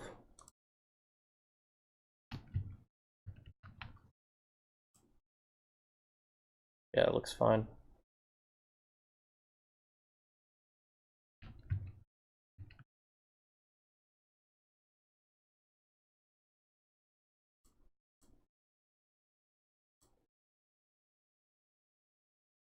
Now I just want to put a little bit of logic in that once this reaches 0, this arrow isn't there anymore.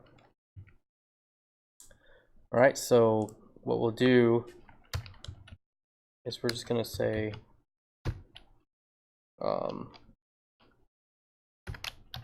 just do an if statement, and we're going to say if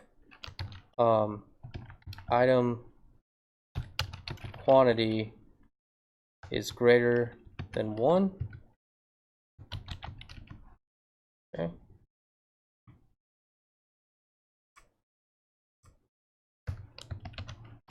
Do an end if there.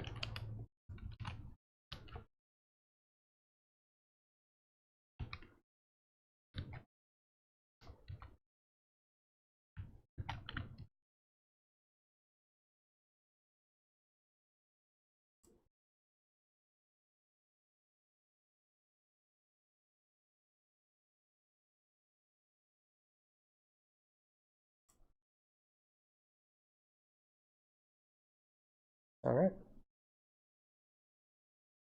Not sure why this one's not lining up here, but not a big deal. I'm not going to spend too much time trying to figure that out. Okay, let's see.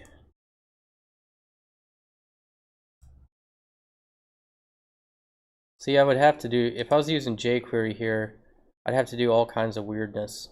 So that's why I'm not doing that.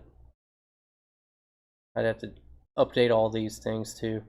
Okay, so may not be the prettiest shopping cart in the world, but it's not the ugliest, and it actually works for now.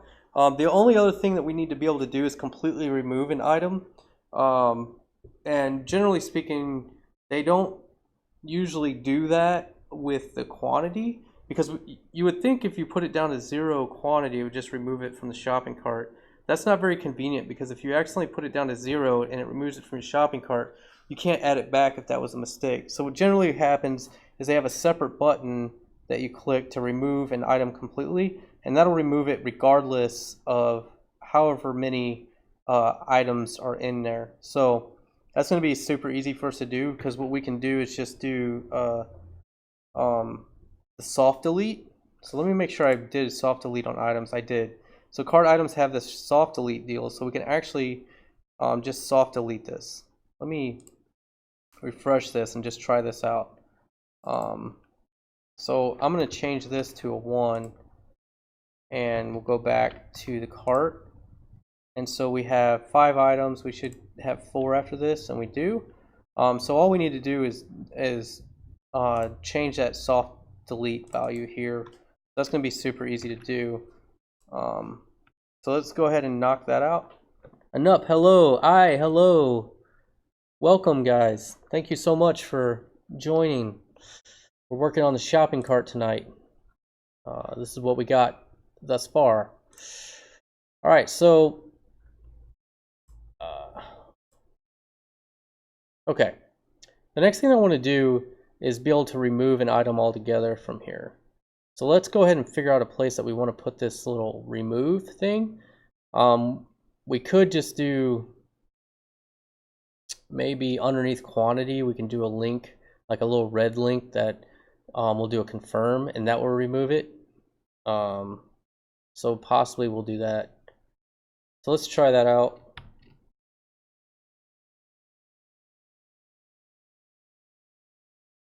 I don't really want to do it under quantity though. That's the thing, is I kind of want to just put it up here somewhere in the corner, or maybe underneath. Where do they put it on? So I got it at the bottom right on eBay, and Amazon has it way over here underneath the name. But they have a few other options, so I guess that's why they put it there. Not a big fan of this, actually. It's hard to find, which that's probably their point, is to not make it so obvious, because you don't want people spending less money, so you kind of hide that kind of stuff to remove it. So that's probably their thinking on that from a UX standpoint.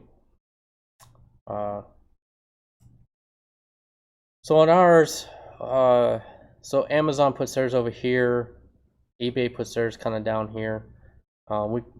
We can, I'm not sure. What do you guys think? Where do you want to put it? I'm gonna take a drink while you're answering that question.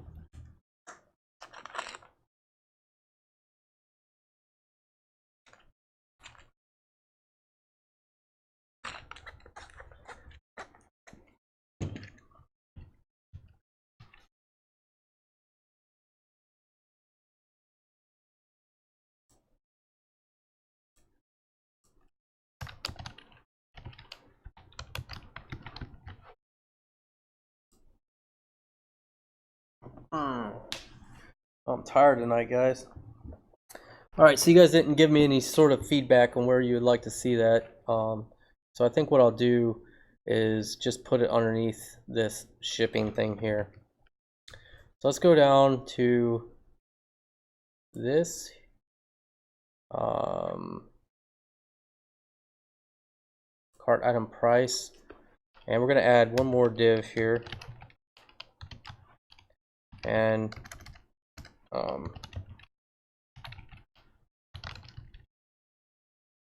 we're going to have in the center. Nah, I'm just took too long to answer. And maybe you didn't, but because I don't know how much of a delay there actually is, but I'm just putting it here. We'll just do it kind of like eBay. So we'll say remove. You guys put it wherever you want though. Remove from cart. Okay. I'm also gonna put a little icon here. I think fast fa times is what I'm looking for there. Actually, we might use a trash can. That might actually work good as well.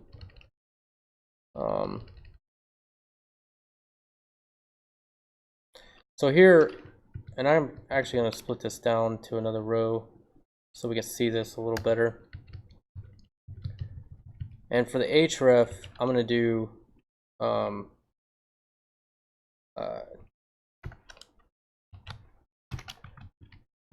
proot, and then we'll go to cart, remove item, and then we're going to pass in the item ID, just like that. And then what I want to do is let's just put an on click here,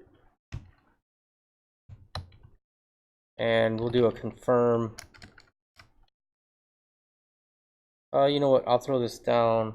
So on click, we're just going to say confirm remove item. Okay.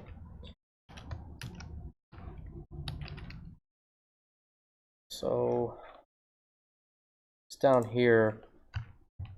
Add a script tag.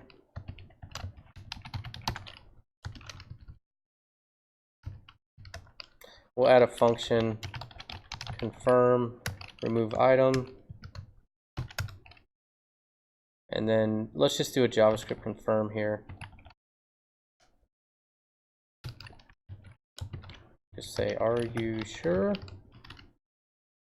And if they're sure, I spelled confirm wrong. So we're going to say if confirm, then we're going to return true, which will, if we return true, that'll actually finish up the link. Else we're going to return false. Okay, that'll stop the link from propagating. So we'll try that out real quick and to see if it works. Okay, so we have a link here. We're obviously going to style that a little different. Let's click that. Are you sure? No. And it still forwarded that. Dang it. So let's add a little bit to this function. So I'm going to pass that event there. And else I'll do event dot prevent default. That should work. Try it again. Dang it.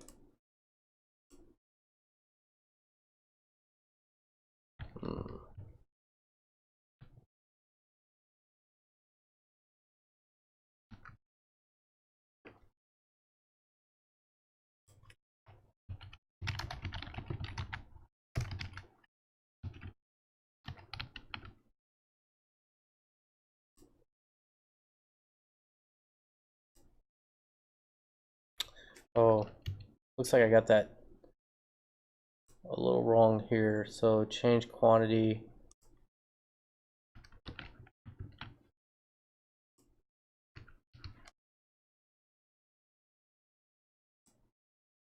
There we go. Man, what am I freaking doing wrong here? Let's see. On click. Confirm remove item.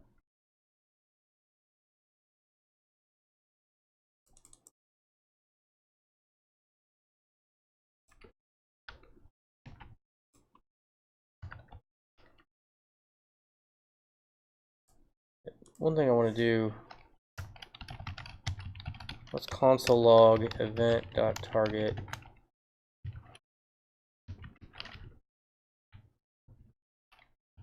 dot I don't know if I can do that. I might have to do an attribute thing.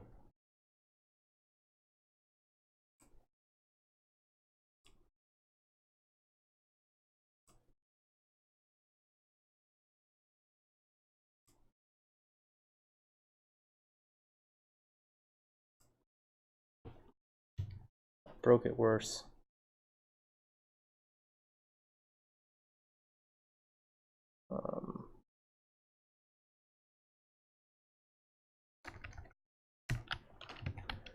Alright, so let me look at get href attribute from event target.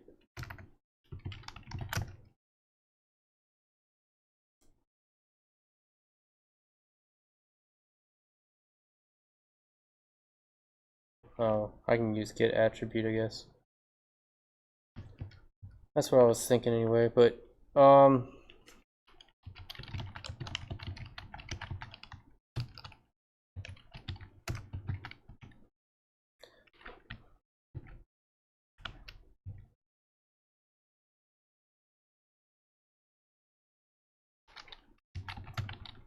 and stop link from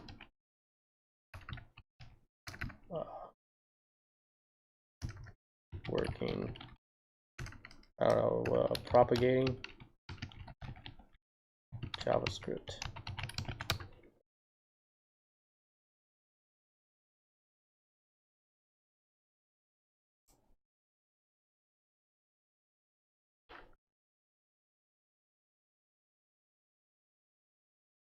Oh, so maybe we have to use stop propagation.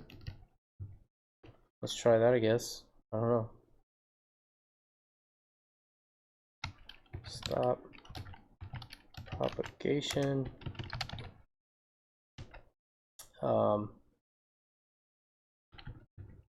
See if that works.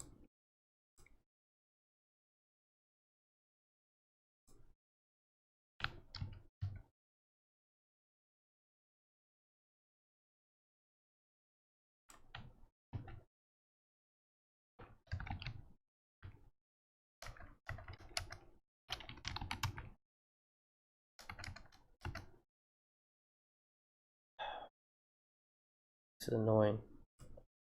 I don't know why I'm struggling with this right now. This is like the easiest thing on the planet.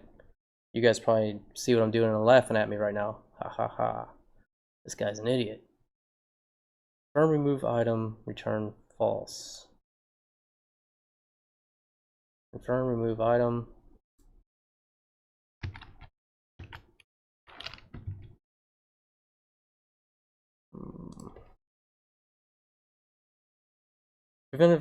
Prevents the default action the browser makes on that event. Stops the event from bubbling up the event chain.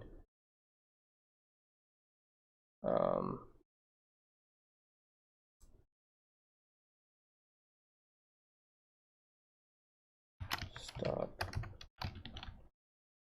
Link.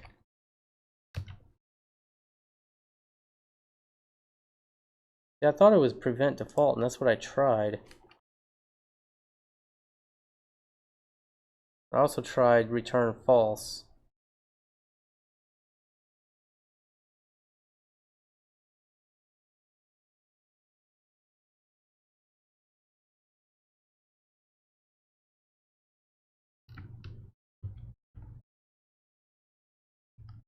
Return false.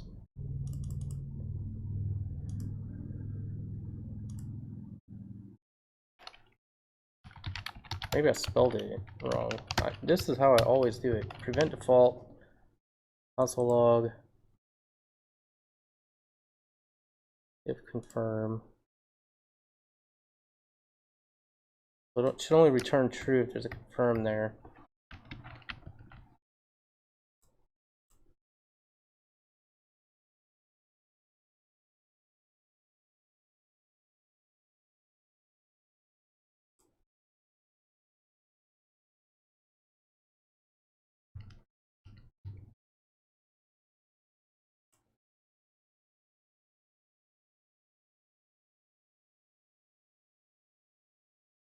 Get rid of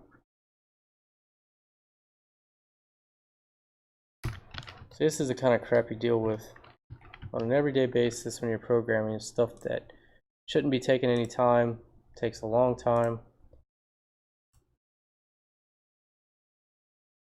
What is going on?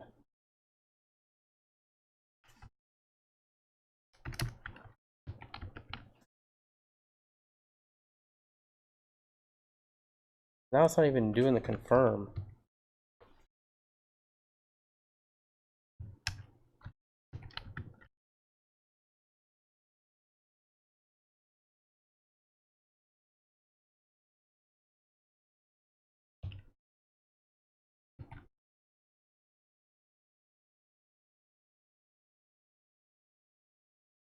Surely that H-row's not breaking it.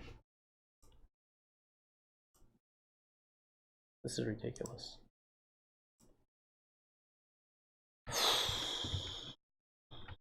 Okay, well.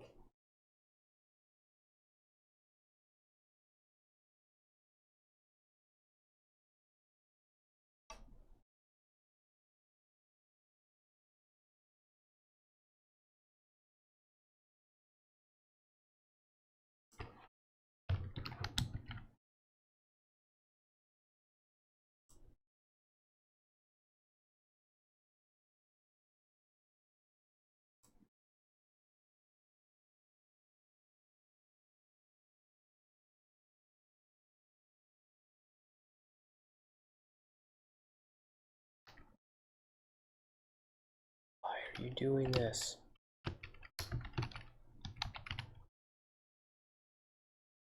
Alright, there's more than one way to skin a cat. I'm not going to spend all freaking day on this. So what I'm going to do instead is we're going to take away that A tag and just completely break that on purpose. And we're going to just put a freaking anything here. I don't care. Just a span. Actually, you know what? We're going to do a div. And we're going to get rid of this div here.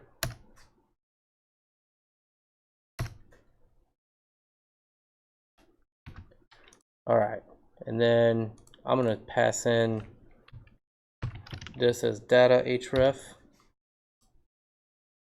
And now there's no freaking way that that's gonna navigate.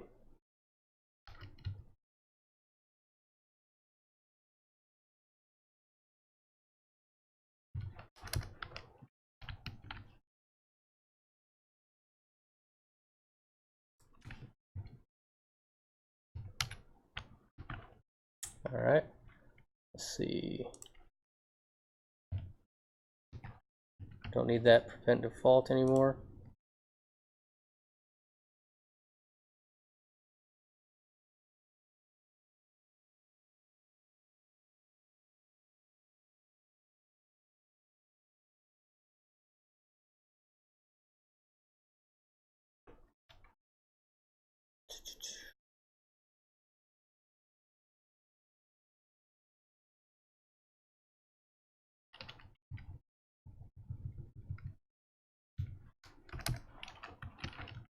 Why is that?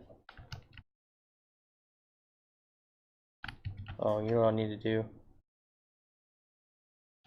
I think I need to do this as an anonymous function, I guess. I need to get that event.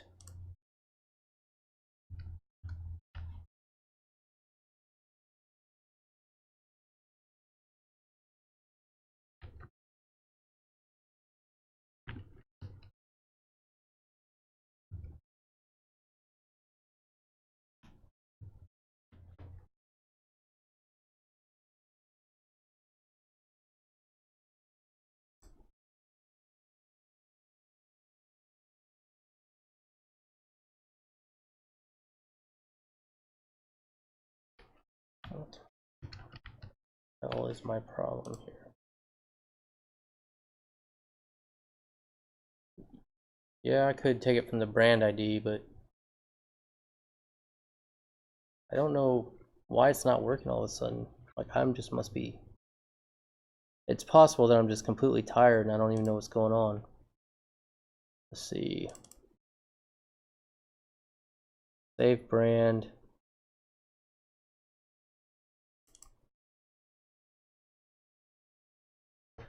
Yeah, but here, okay, so here what I'm doing is I'm passing ID into it. I should be able to get that event. So that's why it works here, is because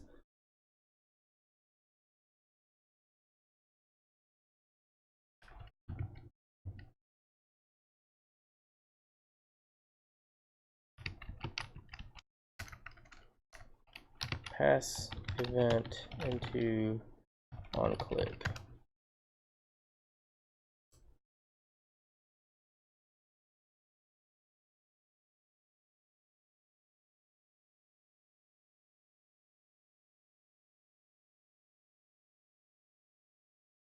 Oh, that's what my problem is. So, and I could do this, there's another way to do this too. But the reason this isn't working is because this onClick event actually doesn't pass that event along. So that's what my problem is. So, okay, that's good to know. So I don't even actually need to do that anyway, because since we're doing it this way, we can make this super easy by simply passing in the href instead of the event, like this. And let's see, this is gonna get way easier now. I don't need the else there. All right, so now, sorry about that, guys. I do apologize for my brain fog. All right, so what we can do is get rid of all this craziness here. And then in here, we can actually pass in this link. I'm just gonna copy all of this, and we're gonna pass that in as a parameter on that onClick. The other way we could have done it is actually did an event listener when the page loads, and we could have done an event listener, and at that point the event would then be passed into that function. But because I'm doing the inline on click, it is not. So that's one really good reason why not to use that inline, although I do it all the time. The thing is the reason I missed that is because usually I'm using React, and on React they force the on click. It's a different on click, even though it kind of looks the same, but they force that to pass the event down. It bubbles on its own in that JavaScript there, so that's why. But then this is really easy. All we have to do here is we're just going to say window.location.href is equal to href. Okay, let's try that out. No, but if I hit OK, all right. So that works as expected. We just need to style this stuff up. The other thing I'm going to do real quick while we're here is go back to Font Awesome.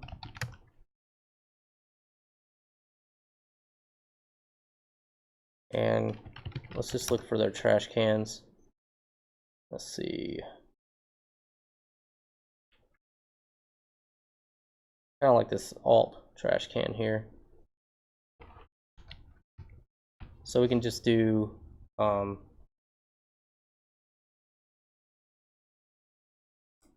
instead of font times, I'm just going to do trash alt like that. Let's see what that looks like. All right, good deal. All right, the next thing that I want to do is I'm just going to go ahead and give this thing a class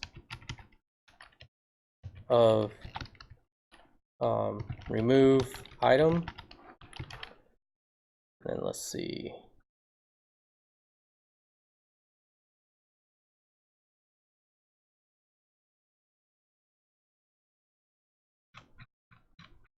So let's go ahead and add that real quick. Dot remove item. And here I just want the font size to be a lot smaller. So we're going to say 12 pixels. We'll do color of crimson. And then I'm going to do cursor, pointer, and then we'll do dot remove item hover, and we'll just do color. We'll just do red on that.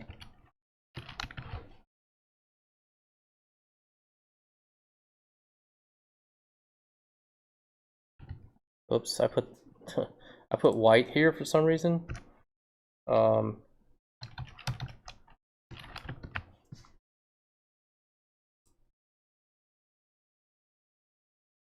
Can't tell too much of a difference there, but it does turn to a pointer. The other thing I want to do is I want to do let's see.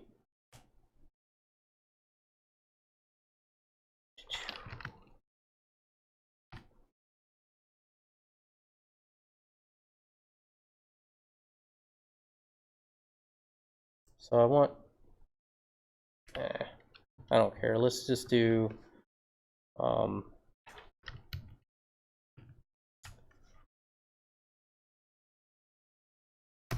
make that a little shorter and just say remove. And then what I want to do is just give it a little bit more margin. So margin top 12 pixels.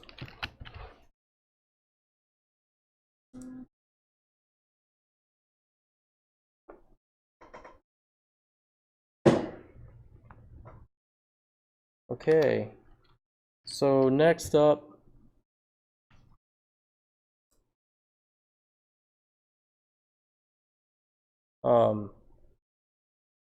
we just do this action. So now it goes to remove item 2.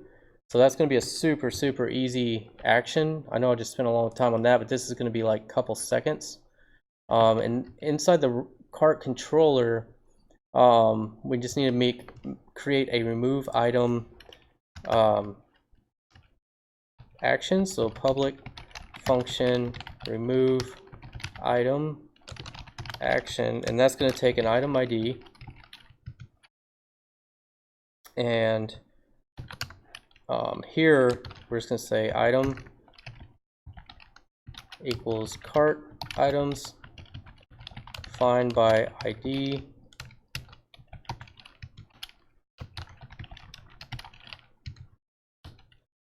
All right, the next thing that we want to do is real simple. We're just going to say item delete. All right, so that will soft delete that item because in our model we set soft delete up on that. The next thing that we need to do is just do, I'm just going to actually copy these two lines here.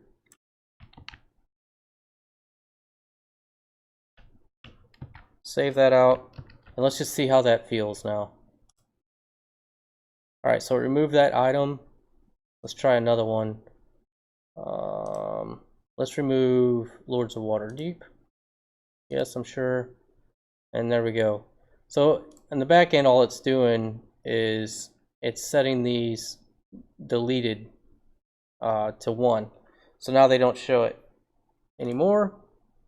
So let's see. All right, so everything's looking pretty good. Now the page is going to be broke right now because if I go ahead and hit remove, well, I guess it just goes down to 0. What we probably want to do, if there's nothing in the cart, we want to redirect them. So let's just go back home, and I'm going to add a few items to the cart just to give us a cart back again. Okay, then we'll go back here. All right, so we got 2 items again. Well, tonight's flying by, so we got about 45 minutes left in tonight's session. So I think it's probably best for us to just kind of wrap up some loose ends here and probably do the actual checkout process in the next video and start fresh there, which is probably a good thing anyway because my mind's so fried tonight. But so now we have this deal. Let's go ahead and set it up to where if the cart has no items, let's just go ahead and display that.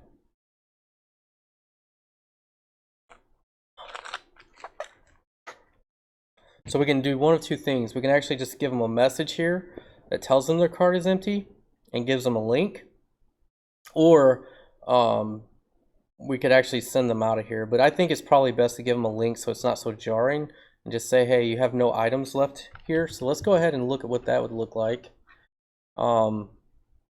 So inside the index.php here, we want to let's see. So we have these loop right here, and this kind of goes all the way down to here. So what we can do, I think it just underneath here, what we'll do is we're going to say, we'll do an if statement, and we're just going to say if size of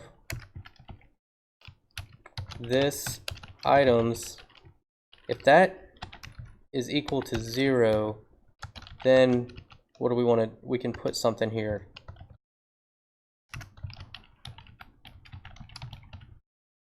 Okay. So in that case, what we'll want to do probably is we'll do an h3, and we're just going to say your shopping cart is empty, and then we're going to give them a big old button here. You guys can see my React stuff start kind of showing up sometimes when I start typing something. So here what we want to do is we're going to tell it that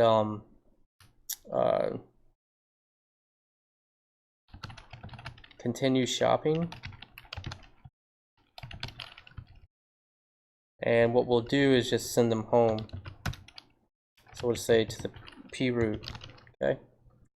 So let's go ahead and give that a class equal to button, button large, button primary. I'm going to do info because we already have a primary button on the screen at that point, which we probably actually need to hide that button, and we'll do that as well right now.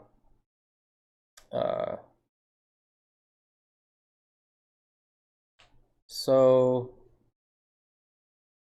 let's just copy this little if statement here, and let's put that around this button.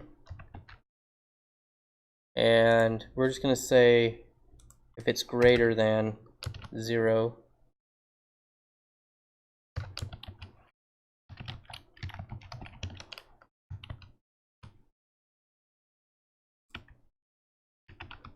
Okay. Let's see what that looks like. Okay, it doesn't show up here, so let's go ahead and remove both of these. Okay, now it says your shopping cart is empty, continue shopping, and then this button's gone now. We could actually, honestly, we'd probably hide this whole thing over here. That would probably be the best thing to do. So there's a couple ways we can do that. I think the best way, honestly, to do this is, let's go ahead and put this back how it was. I'll show you what we're going to do.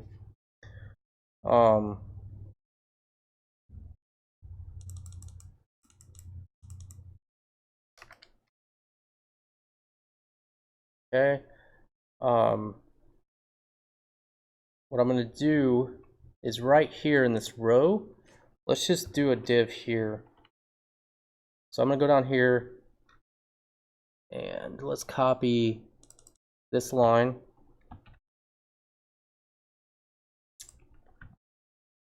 All right, and skip down a few lines and we'll say else. And then I'm going to go in here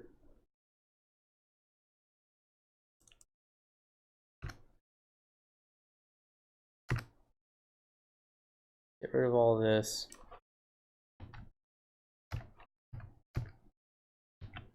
And we're going to come up here now and we'll say div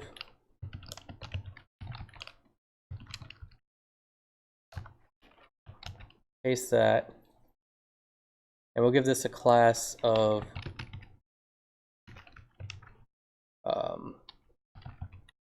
call medium 8 offset 2, and I might have to look up that class, I could be wrong, but now all we have to do is go down to this end of this page here, and right here we'll do the end if.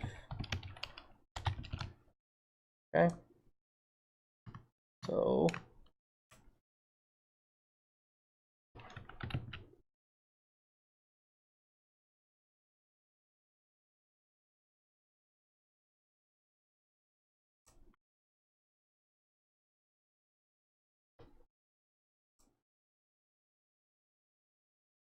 okay.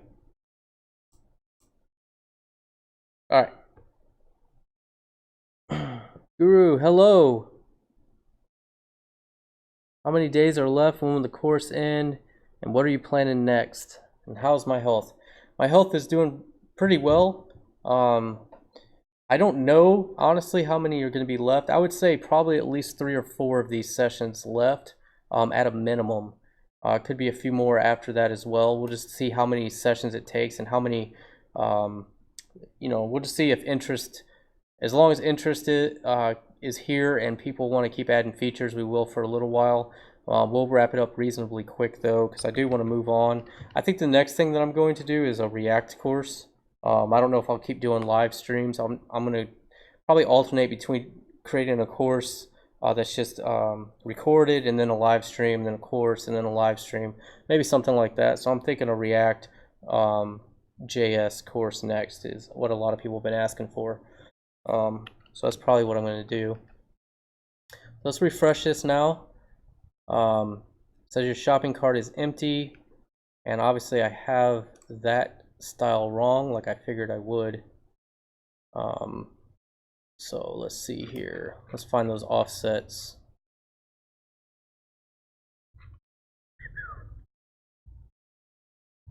Oh, we can just do, well,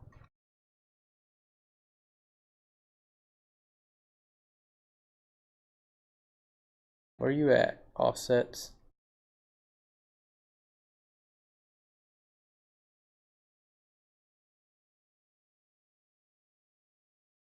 Did they get rid of them?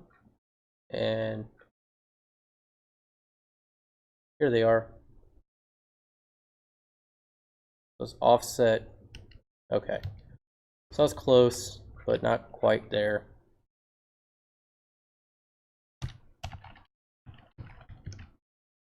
All right, take a look at that. Dang it.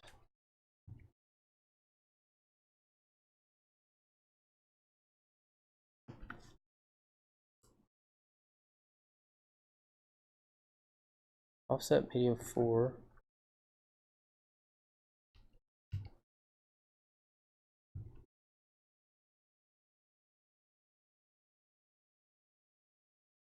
Oh, I know why this doesn't look right. I just need to do one other thing. Text center. There we go. Your shopping cart is empty. Continue shopping. Click here. Now we're back. Shopping cart. Now we have items. So let's see. We have a few minutes left. I think what we can do here is let's go ahead and do this little thing so that when they click and add one of these and it takes them here, this add to cart. Let's go ahead and do this little thing. So let's I'm just gonna copy this part here. And what I want to do is go to the add to cart here, and let's add a div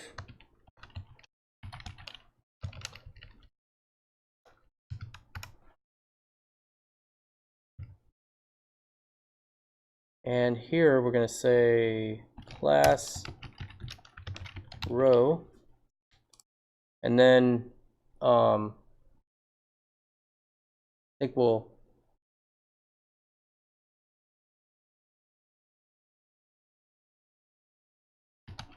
do you want to check out or continue shopping? Okay, so I have two links here. The first one, if they say continue shopping, then we're going to take them home. If they say check out, and then what we'll do, and we'll do primary, is we'll take them to cart. Let's try that.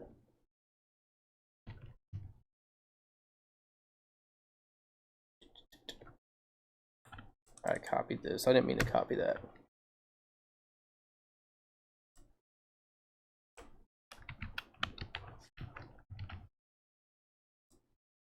Okay. Do you want to check out or continue shopping? So if they click continue shopping, they go back here. Now I can add this here, and if I go to checkout, it takes me to the cart. All right, so that's not going too bad. Let's add this to the cart. Check out. All right. The other thing here we just found out, these we need to actually run these through number format. to make sure that they show the full amount of decimal places. So PHP, I think there's a function called number format. Let me just look at what those parameters are real quick. So it's the number and the decimal places. Okay, let's try that. I'm gonna go to cart here, and this is gonna be really easy. All we have to do actually is in the cart controller. We're gonna want to run this through number format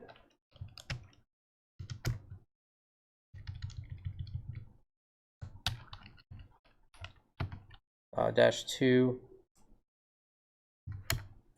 and we're going to do that for all three of these little items here.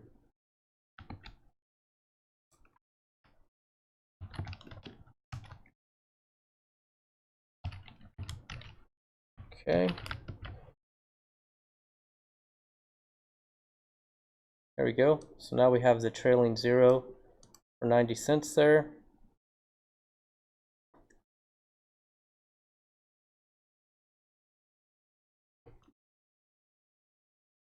All right, so yeah, I don't see anything else right off the bat here that needs any major attention.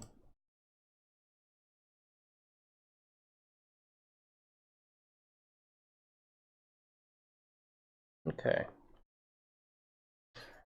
All right, guys. Well, I'm kind of at a point where we got less than a half an hour to go, and I don't think we have time to start really anything else.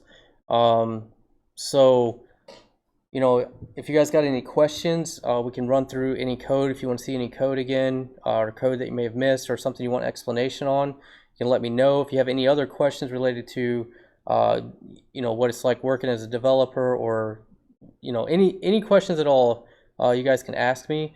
And if you guys don't have any questions, then we'll probably just kind of wrap up a little early tonight. We usually go long every session, and I want to respect your time and give you guys a little time back.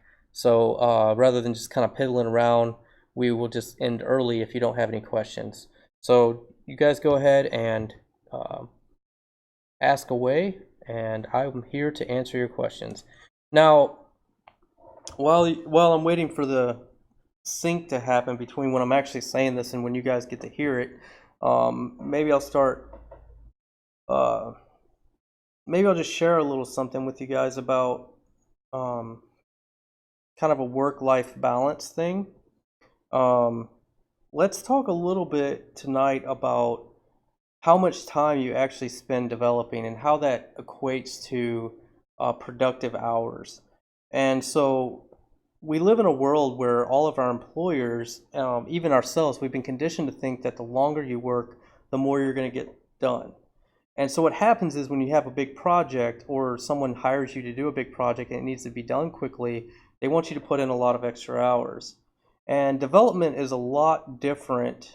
I know there are a lot of people that won't like to hear this, but that's not how development works. You have a finite amount of capacity in your brain to develop, and after a while, your productivity is just going to kind of start to plummet. So now, some days are going to be more productive than others. You can work more hours than other days.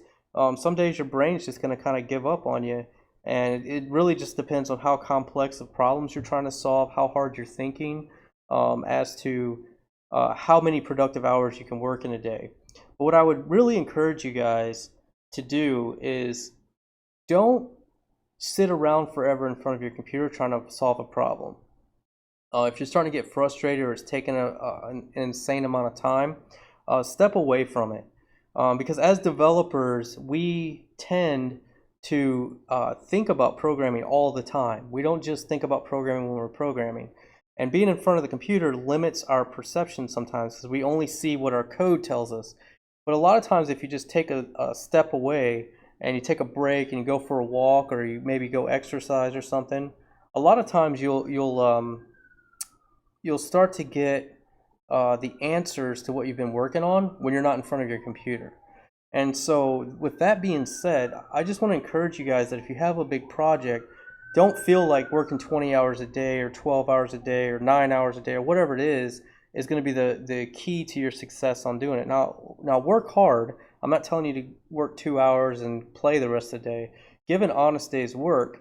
However, once you've got to get to that point where your brain's just kind of mush and you know you're not being productive, you'll actually be more productive if you step away for a while and then come back later and do additional work at a different time. It could be the same day, even like if you really have to get a lot done, but take some breaks in between. Your brain will mush out. I promise you. You're going to get tired. You're not going to be able to think, and you're going to make a lot of mistakes, which will cost you more money and more time in the long run. So just that's just a little tip that I wanted to pass along after doing this for a lot of years now. I've just noticed, and with working with other developers that kind of confirm this, working longer hours doesn't mean you're going to be more productive. So just don't give up, but make sure that you're giving yourself lots of breaks and rest and things like that, and you'll be more productive. You'll be amazed at how much you can actually get done in a short period of time if your brain is fresh. Um, all right, guys. Well, you guys didn't ask any questions or anything like that, so I think what we'll do is we'll go ahead and wrap up for the night. Call it just a little bit early. I do appreciate each and every one of you being here. I love you guys. Go out and do something good with what you're learning. Go out and teach other people, change your communities, change your family, and better your lives. And thank you guys for all of you taking that step to make your lives better. And it's a blessing and an honor to be a part of that journey with you. And I hope that these are adding value and you're learning something as we go through this project. With that, guys, I'm out. You guys have a wonderful night, and I will talk to you guys, hopefully, Lord willing, next Tuesday. Let me see if I can figure out how to shut this bad boy off. Peace out.